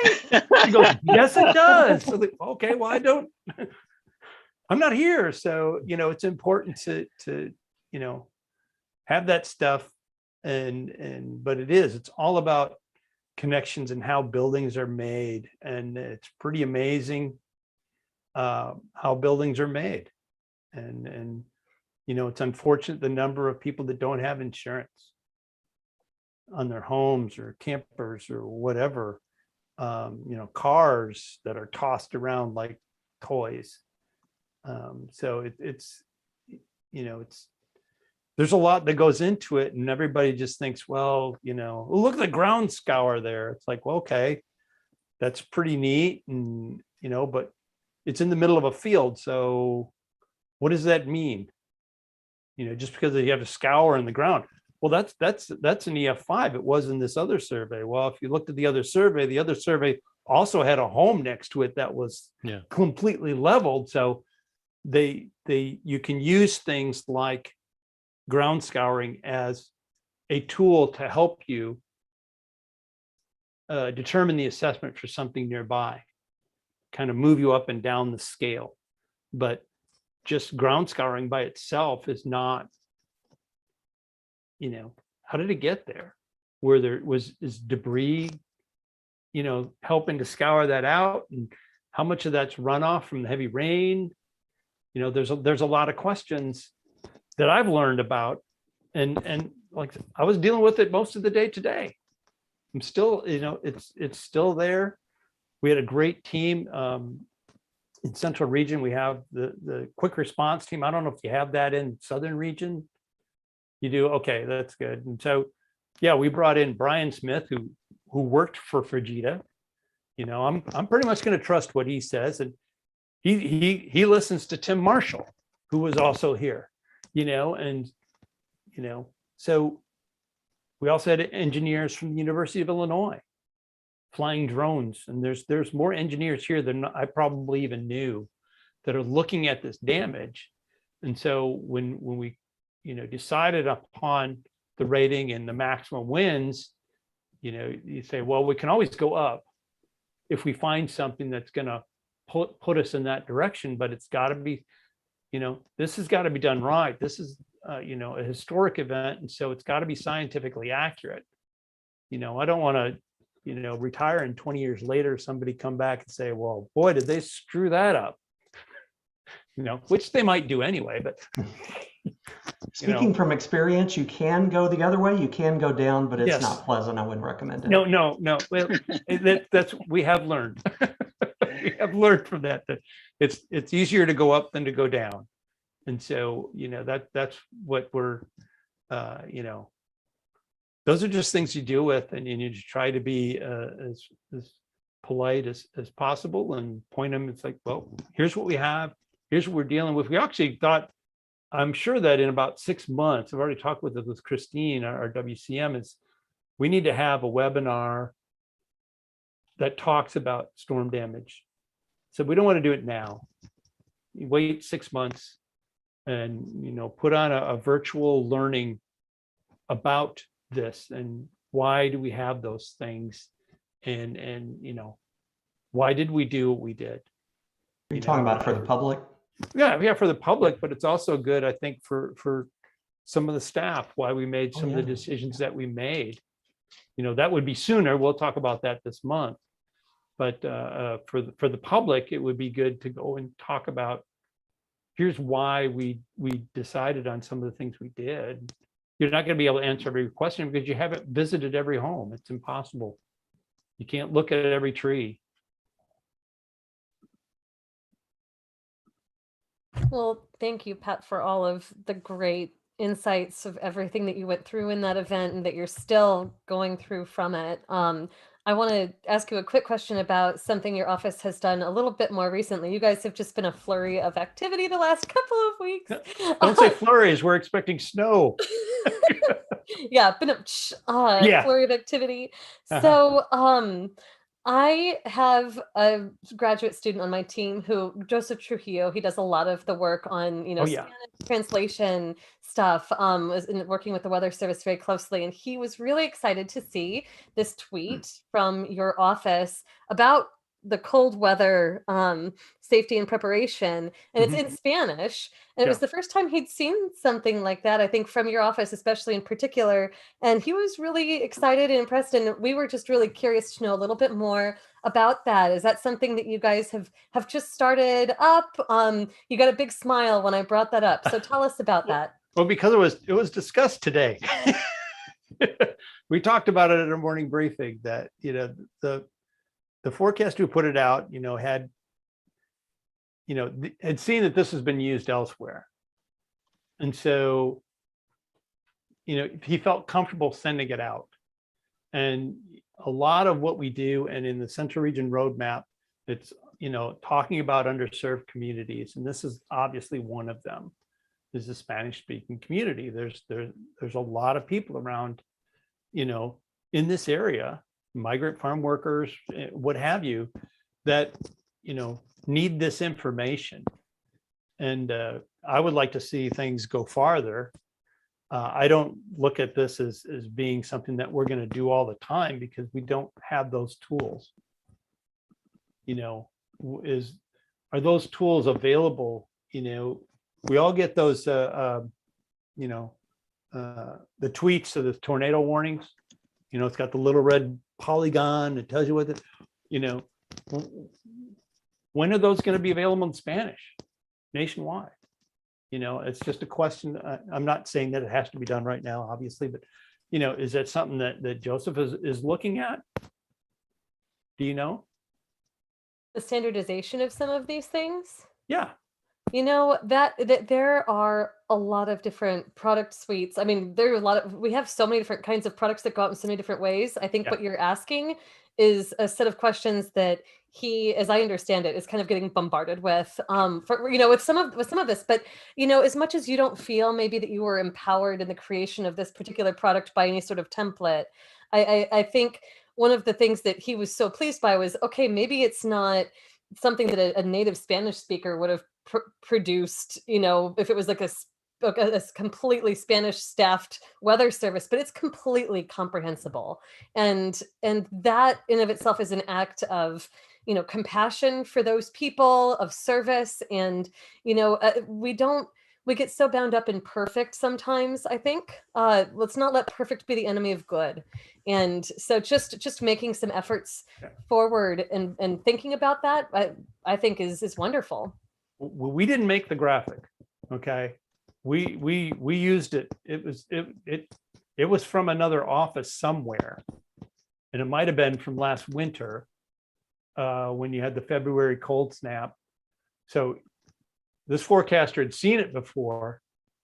And so is that Joseph texting you now? Probably. It sure is. So, It is. The graphics. tell him we want answers now. He's laughing. The graphics are available in Spanish nationwide, along with pre-made graphics in Spanish, so you don't even have to translate. I will make his link my pick of the day, and you can see here there's a handy weather service page with a bunch of things I will not try to pronounce because I will butcher it, but I will pass that along. Well, that's it exactly. It's if the stuff is there, we'll use it, and to get out information that we need to get out. But the standardization of, particularly the tornado and the severe thunderstorm warning, the tweets that go out, to me, that's where the rubber meets the road. I absolutely agree, and that's awesome. Well, I'm glad that its availability made it so that you could pick it up and use it, and you thought to do that. It's pretty great. And with that, I want to transition over to our guest weather brain, Michael, who I understand has a question about your office, maybe more general. Just Michael, go ahead and take it. What's the question about his office? You mentioned losing power in the office during the event, and you had another office handle some of your duties. For those of us that aren't familiar with the interior of a weather service office, what is your office like structurally, and do you have a bunker? Can you shelter there? Or do you have to evacuate? Yes, we have a bunker. Our kitchen is a solid concrete with a steel door. It's got a foot of concrete, top, bottom, sides, which we've come close to, getting in there, and we've had a couple tornadoes get really close. So if we had to, we could, seek shelter in there. Yep. So it's it generally things work, and like I said, power goes out, which is not uncommon, it seems, for our office. With comms go out, those kind of things happen, just like they happen at your house, they happen with us. When the tornado hit Nashville, was it last year? We lost comms. We're 2 hours away. I know that feeling sometimes. Yeah, it happens to everybody, and so we just have to be prepared, and we practice backup a lot between offices, and so it's when something like this happens, it was so smooth that no one, really outside of the weather service, I would think the general public, I don't think they knew that had happened. I have another quick question just for you. Sure. In your 60 Minutes interview, you spoke about trying to spell the town name of Mayfield, because I'm guessing you're feeling the pressure having to type stuff out. Like, I can relate to that, because some of the things I hear just you blow your mind, and you're about to tweet that, and you're trying to write it out in a coherent manner and making sure it's understandable for people. Like, it might make sense to you, but if you put one word in the wrong spot, it's going to say something completely different to what you want. It takes me a little bit of time to sort things out. Got any processes with dealing with that? Yeah, well, we have templates, and so when I draw everything up to say for issuing the tornado emergency, we have a template there, and the template says, okay, you need to edit here and edit here. And so you type in the name of the town once you finally get that, but then you have like exclamation points and other formatting things that are on either side that you need to get rid of too. Because they're telling you edit here, exclamation point, exclamation point. Yeah, so gotta get rid of those. You got to get rid of those because because then it goes over to the weather radio, and the computer voice is going exclamation point, exclamation point. that's not what you want to hear. So, although that might help the deadpan a little bit. Like, I thought the 60 Minutes people did a really good job playing the juxtaposing, the calm of the weather radio automated voice with the deadly thing that was happening. Yeah, we actually had those audio files and provided them to them, because they said, "Do you still have those?" And sure enough, we did. So they were that was thrilled pretty to get dramatic. them. Yeah, that really was. Now, and I've got a couple of backup questions. When it went to Springfield, do your weather radio consoles still work in that situation, or do theirs take over for you, Pat? How does that work? Ours did not work that I know of. So does that mean those warnings might not have gone out over your weather radio network because of that night? Don't quote me. I'm really not sure, but I think, when our AWIPS goes down and we had to shut everything off for fear of losing databases, if the power actually stops, we're gonna corrupt everything. In some instances they may have gone out, in other instances they may not have. Because I'm sure that'll be looked at in the assessment. Oh, that yeah. seems like low-hanging fruit right there. In Kentucky, we use KET, and we use the lines there, and that's all microwaved and stuff all across Kentucky. It's a really great service that the Kentucky Educational Television System provides for us and for the state. And it's different depending upon each weather radio, but I'm not sure exactly what went on with the weather radios. So I don't have a whole lot of information for you, unfortunately. We lost access to the Paducah radar. Did Springfield still have access to that radar? No. Okay. But we are kind of blessed, like Norman is. We have 3 radars in our CWA that we control. So we have ours, and fortunately, the storm had moved pretty much into the range of the Fort Campbell radar, which is over in Todd County. It's about, I don't know, 60 miles to the northwest of Nashville. And so, that was fine. And that was pumping out data, and also the radar up near Evansville in Owensville, Indiana. So they had really good, they had good coverage in that part of the state. We always have good coverage in Western Kentucky. So that's a good thing. So I see a question from Rick about were we helping Springfield with morning decisions? No, Pat's too smart. He's the guest WeatherBrains are supposed to stay out of the chat. Well, yeah, I'm in the chat, so he's got a robe. You don't get a robe for nothing. I'm waiting. I'm going to say I'm going to wait. You might get a panel position by default here. When that's going to show up in the mail. James has got to sew the patch on it. Exactly. Yeah. So yeah, no, Springfield, they had it all. But one neat thing that was going on at this time in Central Region, we have a program that we started last year, or maybe it's almost a year and a half ago now. It's called the Remote Mesoscale Analysis, and what this does is that basically has a large chat room that anyone in the Central Region of the United States, if they're working, they can join in this chat room that talks about the mesoscale aspects of what's going on. And then there's a facilitator.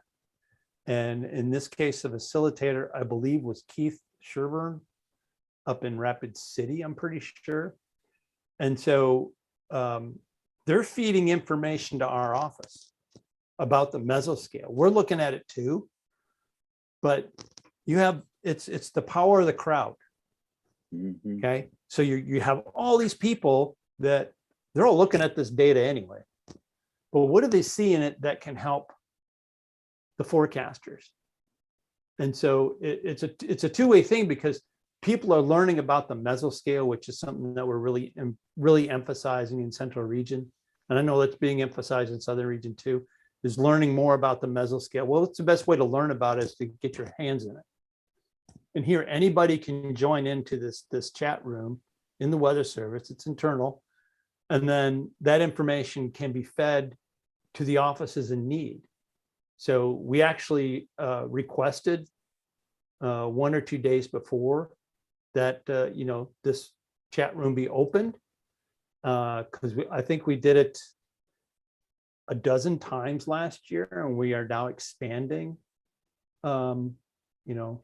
that actually now more than a dozen if you count the last couple of weeks of December. But it's a really neat program, and I'm real proud of having that in Central Region, because not only having people learn about the mesoscale, but you're having that information be an influence.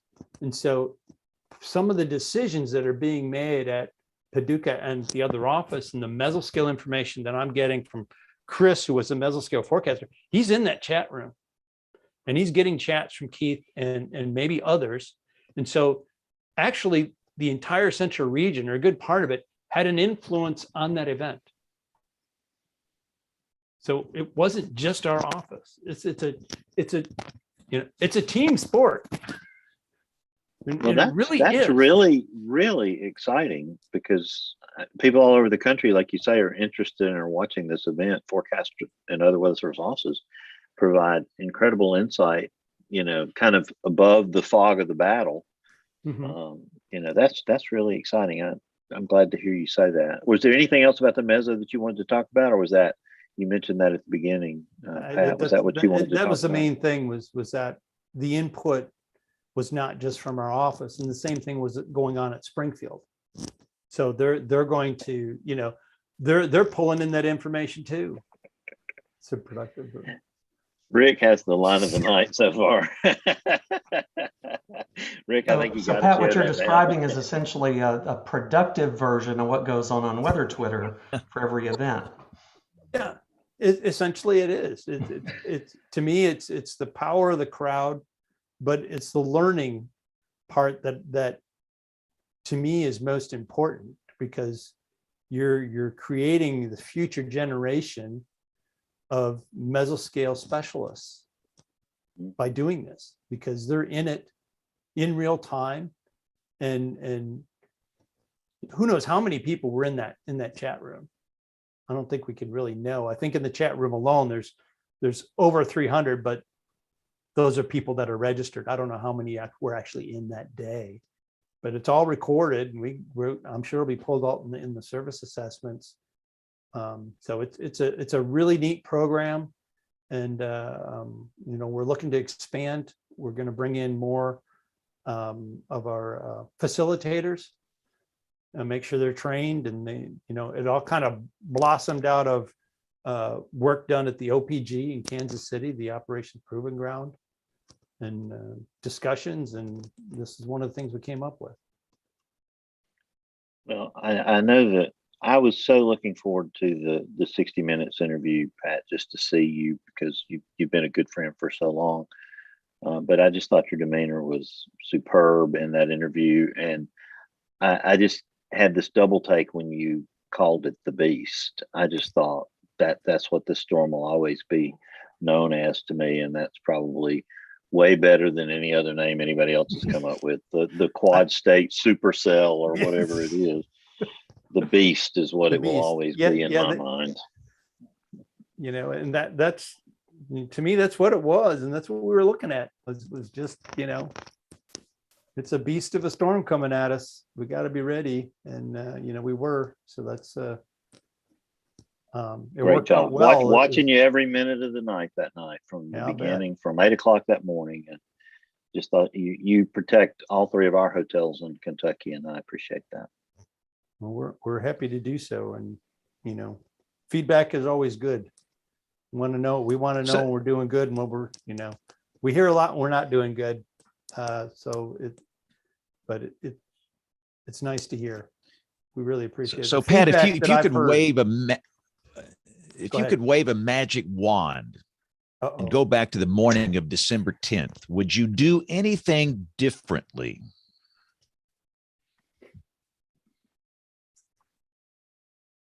I don't think so. Not right now. I mean, we you know, I've already gone back and I've written what I did that day. That'll be part of the service assessment. And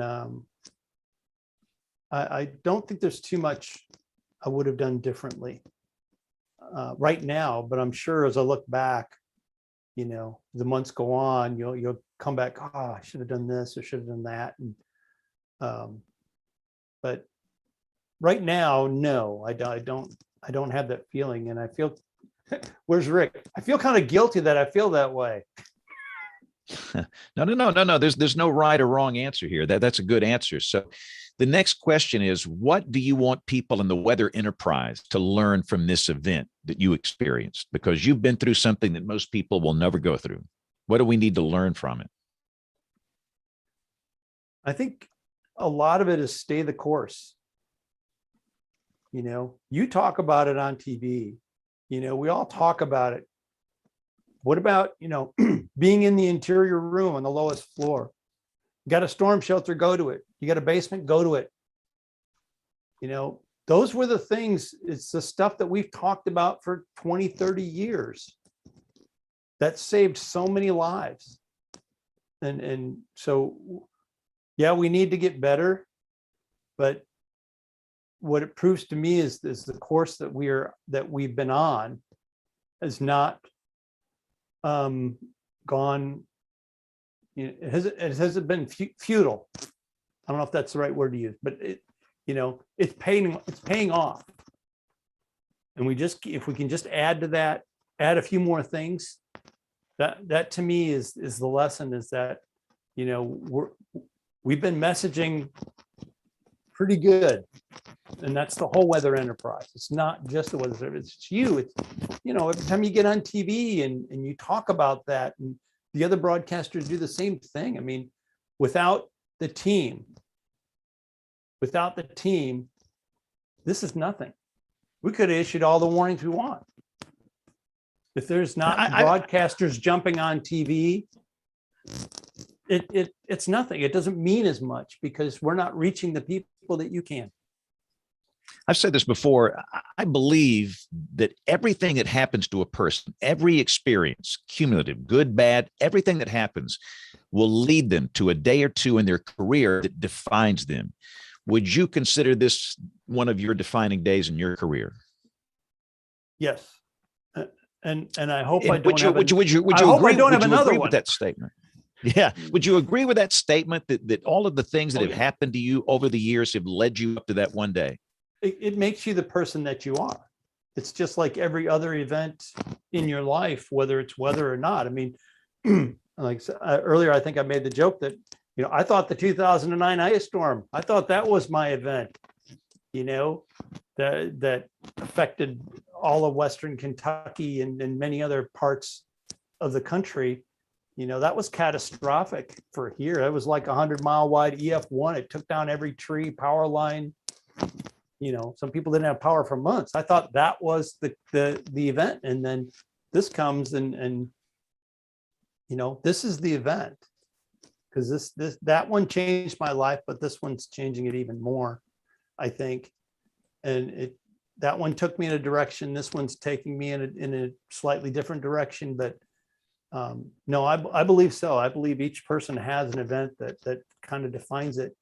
And I'm totally serious that I don't want another one. And you know, the thing about it, most people don't know the morning it happens, that's going to be their day, defining day. Yeah, it's going to be a severe weather day, but you don't know. You don't know. And you've got to be ready for that day whenever it happens. And you were, Pat. I mean, again, you're just an exemplary role model for everybody in the weather enterprise, the way you've carried yourself, the way you performed that day. And it ain't easy. All these armchair jabronis on the tweeter and the face bag. Oh man, those guys, you know, they all think they could do better. Well, fine. You set yourself down in that chair and you see how you perform. And you know, they don't understand until they walk a mile in your shoes. So, but just understand that we all know what a great job you did. So on behalf of all of us, thank you, Pat. You were outstanding. And I got one more very important. Again, I want to emphasize that, you know, it's a team. That, you know, I appreciate that, but the kudos goes to, you know, the office, the kudos goes to Springfield, it goes to the region, it goes to you and the weather enterprise. You know, it's, you know, it's not just me. I was at that place at that time, which is where I believed I was supposed to be. And other people were, you know, were doing other jobs. That's where they were supposed to be at that time. But it's, you know, I appreciate it, but I really have to emphasize that, you know, like I said, it's a team sport. Without the team, we could have issued tornadoes till we were blind. I agree with that. So I got one very important question. This is very important. Did you have to wear makeup for your 60 Minutes interview? Absolutely. What do you think this is going to do, Jim? No. So here's the question: what did they put up on that head? Because we are both members of the Hair Club for Men, and I'm very curious to know 60 Minutes. What do they put up there? What was going on up there? I don't know, but they had a professional, a model actually, and she's worked all over the world, and she's a model, and now she does makeup, and she's done makeup for politicians. I've done makeup for everybody you can think of. And her job was so great because she calmed me down before I went on. We went into another room and she, you know, here, you need this. And she's giving me pointers and she's, you know, making me feel comfortable. I mean, she was just absolutely fantastic. And to make me look good, you know, she's a good person. You still haven't my- taken it off, right, Pat? Yeah. Well, I did realize later on in the day my face was hot and I didn't know why. I didn't wash it off. Like I don't. No, I'll tell you a secret. The best powder for bald headed guys, and this is for Pat and Bill here. CoverGirl. You get that I was CoverGirl going to powder. say that CoverGirl. That's the best. Oh, stuff for it's TV makeup. unbelievable. I mean, it's great. But we got to take a quick break here. The show is running long here. This might be the longest show we've ever done, but it's an important show. This is an important show. But we got to take a break here. We're going to go to Tony Rice and his astronomy report. We've got Jen with This Week in Tornado History. We'll do some emails. Jen, if you got a couple of those real quick, and then we'll come back and do weather roundup, picks of the week, and much more as WeatherBrains rolls along. Looking beyond the atmosphere, here's Tony Rice with your astronomy outlook. The last few weeks have been big for NASA and the European Space Agency with the successful launch of the James Webb Space Telescope on Christmas morning. That Ariane 5 rocket didn't just successfully put the telescope on a course to L2, a position of gravitational balance that will help prolong its lifespan. It did, though, with such accuracy that the fuel savings and mid-course corrections that didn't need to happen can be put towards extending the mission by 10, 12, or maybe even more years. So far, the telescope has covered about 60% of the nearly 1 million miles to L2 and successfully deployed the tennis court-sized sun shields that'll keep heat away from delicate instruments. Space seems like a cold place, but the sun's energy raises parts of the spacecraft that it can reach to surprisingly high temperatures. Right now, sensors on the hot side of the structure supporting that sun shield show temperatures of 136 degrees Fahrenheit. But the sun shield's already doing its job. Those giant gold hexagonal primary mirror segments are currently more than 300 degrees colder, and those critical instruments behind there are already down to 314 degrees below zero. Temperatures will continue to drop in the coming days as the sun shield is tensioned to ensure that insulating gaps between its 5 layers are maintained.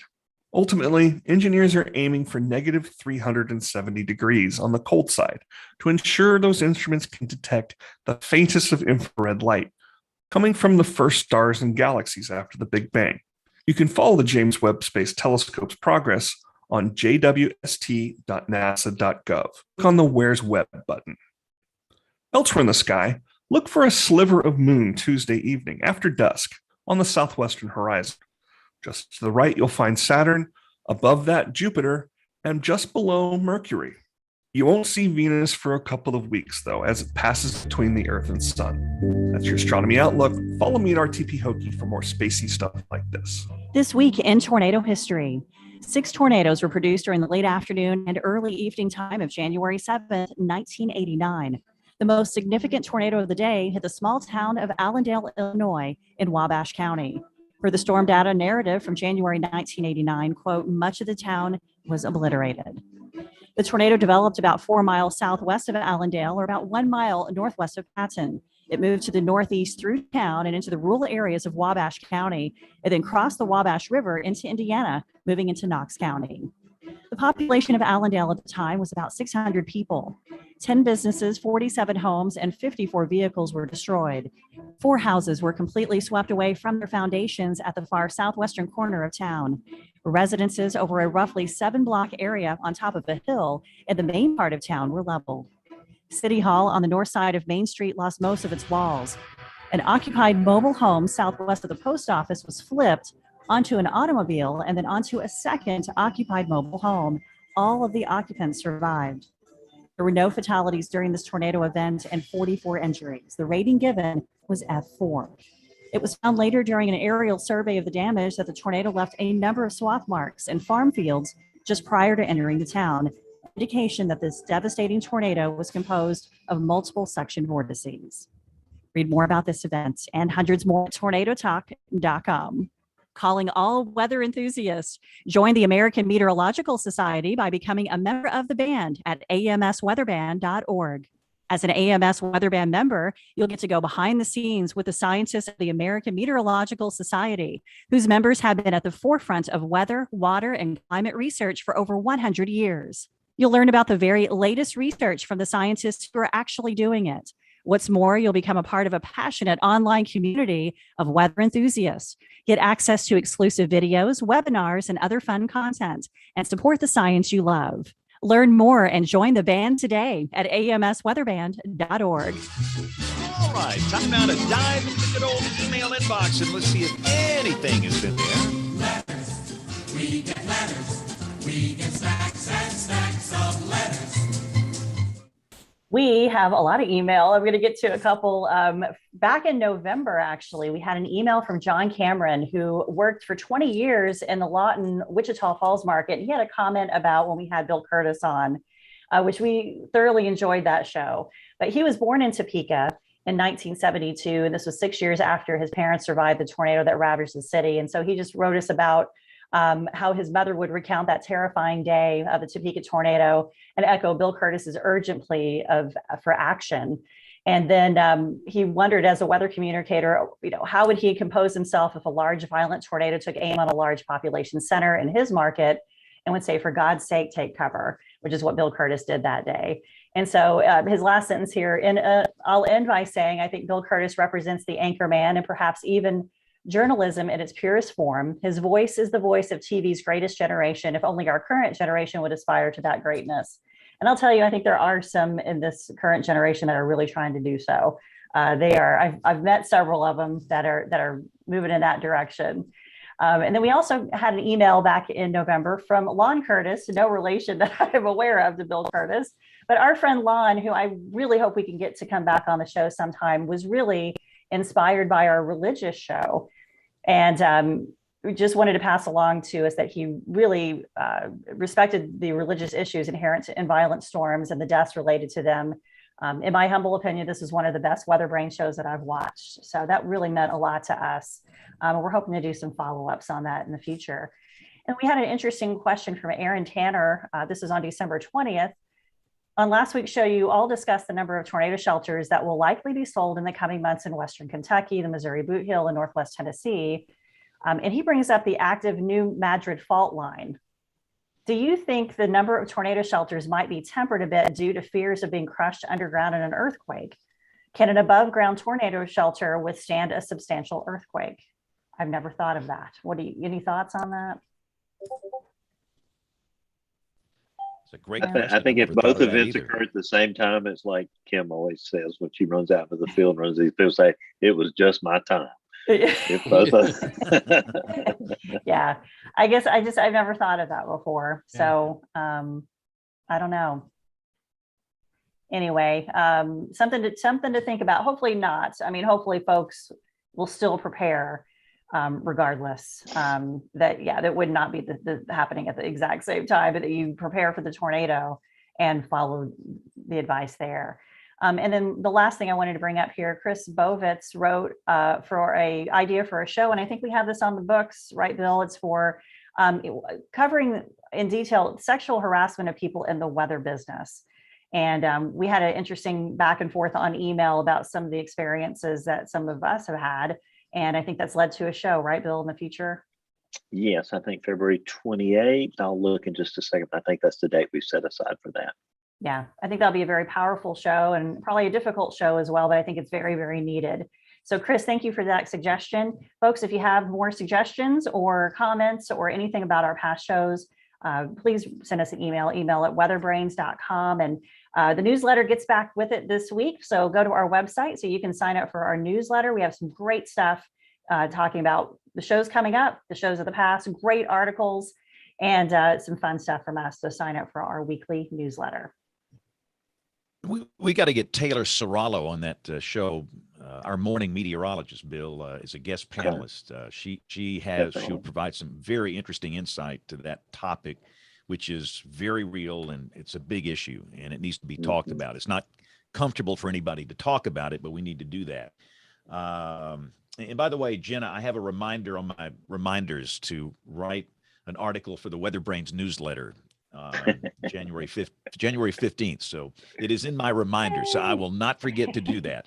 All right. Awesome. So we've already talked about the weather, the weather roundup. We had a big snow, and we've already talked about that. Bill is digging out from 72 inches up there in Virginia. So that thing is winding down. But let's go right to picks of the week, because we're at a record length here. So everybody has got to do a pick of the week. All right. This is something weather related, something that's cool, something that's interesting, that people might not know about, or maybe they do. But I love picks of the week. It's one of the best parts of the program. So let's go right off the bat to Jen, who might just have a pick of the week. I do. Another email that we received was from the Quad State Tornado Reporter, and his name is Gavin Fry, an undergraduate student at Dartmouth College, and he's pursuing a degree in engineering physics and climate science. And I had the wonderful opportunity of talking to him on Zoom today. Great kid. He's very interested in helping to bring meteorology to Dartmouth College and maybe start an AMS chapter there. And he's also been doing some stuff with Dartmouth Weather College Radio and trying to get some weather on his radio. So he's asking me for some radio advice. So I told him how to do a 30-second forecast real quick with an intro and outro. And I said, I think you need daily weather. So we talked through it. And he has a blog. And so I'm sending a link from his blog. He did some research with the National Weather Service in Memphis, Mid-South Tornado Climatology Study. And it's very well done. And so I wanted to share his work. Really great kid, and one of those who I think will be a wonderful member of the weather enterprise in the future.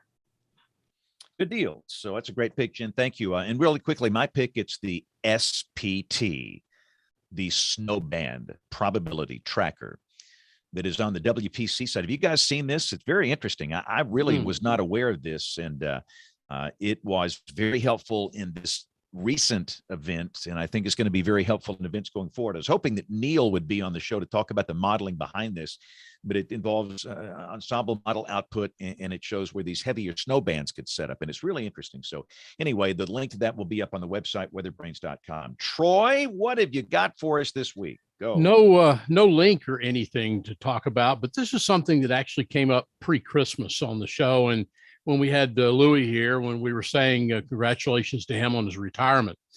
Saw a tweet today.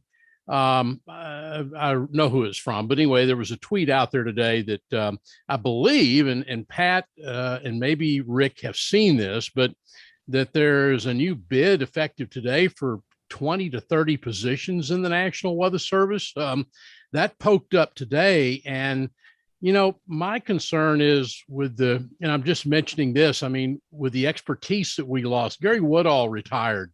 I haven't mentioned Gary. He's a good friend. He retired WCM in Memphis, and he's come back to Texas, so that's good, moving back to Texas. But I'm a little concerned with the loss of some of the brain power in the Weather Service that occurred on December 31st, January 1. I've got an email pending out for the last week and a half with the NWSEO. I want to kind of get their standpoint from the employees organization of where they are, but I'm a little bit concerned with this. There are a lot of WCM and MIC positions, at least in Southern region, that are open now. And I'm not going to get Pat and Rick involved in that, but nevertheless, I think it's something of concern, and it's my pick of the week. And I think we'll be talking about it in the future on this show. Indeed, we will. Great pick, Troy. All right, let's go to Kim for her pick of the week. Kim? My pick was the link from Joseph Trujillo, the Spanish language translations page for the National Weather Service. Okay, good deal. Great. All right, Rick Smith, go. What you got, Rick? Well, I could say I forecast it, but I did. It was just kind of accidental that my pick of the week happens to be about service assessments. I didn't know we're going to talk about that much, but there's a whole page, a whole library of past Weather Service assessments all the way back to the April of 1957 Dallas tornado. So if you're into tornadoes or any kind of bad weather, those are fascinating to read, to relive the events and to kind of see. I don't know. It's just, they're fascinating, and you can learn a lot from them. They're everything from hurricanes to floods to tornadoes. So yeah, there's my pick of the week is a link to that page and just a gold mine of information. It is. That is a great resource. I didn't know there was a collection of those all together. So that's excellent. So Michael and Pat, we've stalled long enough. So Michael, let's see. Do you have a pick of the week for us from New Zealand? I do indeed. Mine is Fire Mappers. It's one word. It has locations of fires in California and other states pinpointed on the map, and fire perimeter maps when available. And it also sources my information and information from other scanner accounts and puts them on the map as well. Outstanding. And we'll put a link to that on weatherbrains.com. Let's go to Pat. Pat, do you have a pick of the week for us this week? I was actually prepared enough this time, unlike the previous 4 times I was on. My shout out would be to Marshall Shepard and his work with Forbes. Recent article talks about the firestorm up there in the Boulder, Colorado area, and talks about, I haven't thoroughly read it, but I think he mentions about the morning forecasts and the discussions that the office put out talking about that particular event. Good deal. And we'll put a link to Marshall's piece. So that's excellent, Pat. Thank you. All right, Bill Murray, go. I'm going to take the foghorn for my pick, James. What? Okay, I'll blow You love doing that, James. You love doing that. Yeah, when you do it one more time. You have too much fun, James, when that comes up, when that opportunity presents itself, and I just want to give you that little guilty pleasure every week. Guests coming up next week, we're going to be talking all about rainbows. We need to talk about whether we're going to do this show on Monday night, because one of us is going to want to watch a football game that night. So if somebody else wants to take over the guest, it's the fabulous one from the University of Hawaii, Dr. Steve Bussinger, and I just butchered his name, I'm certain, but he's going to be talking about some exciting research in rainbows. So we can either do it on Monday night or we can move it to another night. What's the general feel in the panelists here? Well, nobody wants to. I don't care. I guess we'll let the host decide. You're the guest booking officer. We can do it Tuesday. That's fine. You want to do it Tuesday? We can All do in it favor, Tuesday. say aye. Aye. Aye, that works. Aye. All right, we're moving to Tuesday. I'll Tuesday be really sad or really happy Tuesday night. So we'll see how that goes. I guess we could swap with Roger Hill. I think Kim's got the guest the following week. The fabulous Roger Hill's going to join us. And then there's this show on the 24th live from the AMS Convention. You can say how Rick and Kim and who else is going to be there, how they're going to do that show that night. We'll just keep our fingers crossed that there will be an AMS to broadcast from. That's true. True. Fingers crossed. Something that Hopefully we'll be there and hopefully get to see you. Yeah, that's crazy. But those are fabulous shows coming up, and Kim's got a great show on the 31st also with Dr. Lori Peak. So, and we're finally going to get around to having Dr. Candace Boyd on for her own show on February 7th. So, just fabulous shows coming up in the next 2 months. But I want to thank Michael tonight for coming to us all the way from New Zealand. This was really a huge get for us to get you as a guest, Michael, and we appreciate you for what you're doing. Is there any way that our listeners can support you as you do this, either by following you or any financial considerations, anything like that? I have a Ko-fi account that's in my profile on Twitter. My Twitter handle is @CA5Scanner, and feel free to follow. And thank you for having me. Well, I think what you're doing is just awesome, and it's turning into quite an evening before long here. Sorry about that. And Pat, always good to talk to you. But I thought you brought solemnity and seriousness and professionalism to this terrible disaster that with that emotional edge that it deserved. Thank you. Good to be here as always. And that's it for me. Well, that's it for me, Jim. Thanks. Yeah, there you go. I was Jim when I was a kid. I love being called Jim for a long time. But we're late. We're way past bedtime here. We've been on the air for what? 2 hours and 30 minutes, but that's okay. It was important. This was an important show. But listen, if you want to get in touch with us, the email address, it is email@weatherbrains.com. And we do email segments every week. The show Picks the Week will be on weatherbrains.com. And typically we're here Monday nights. Next week we'll be here Tuesday night at 8 o'clock Eastern, 7 o'clock Central. So thank you for watching and listening on behalf of the entire WeatherBrains crew, I'm James Spann. Thanks for listening. Have a great week and God bless. Good to see everybody. Happy New Year. Thanks, Happy everybody. New Year. Great Happy New show. Year,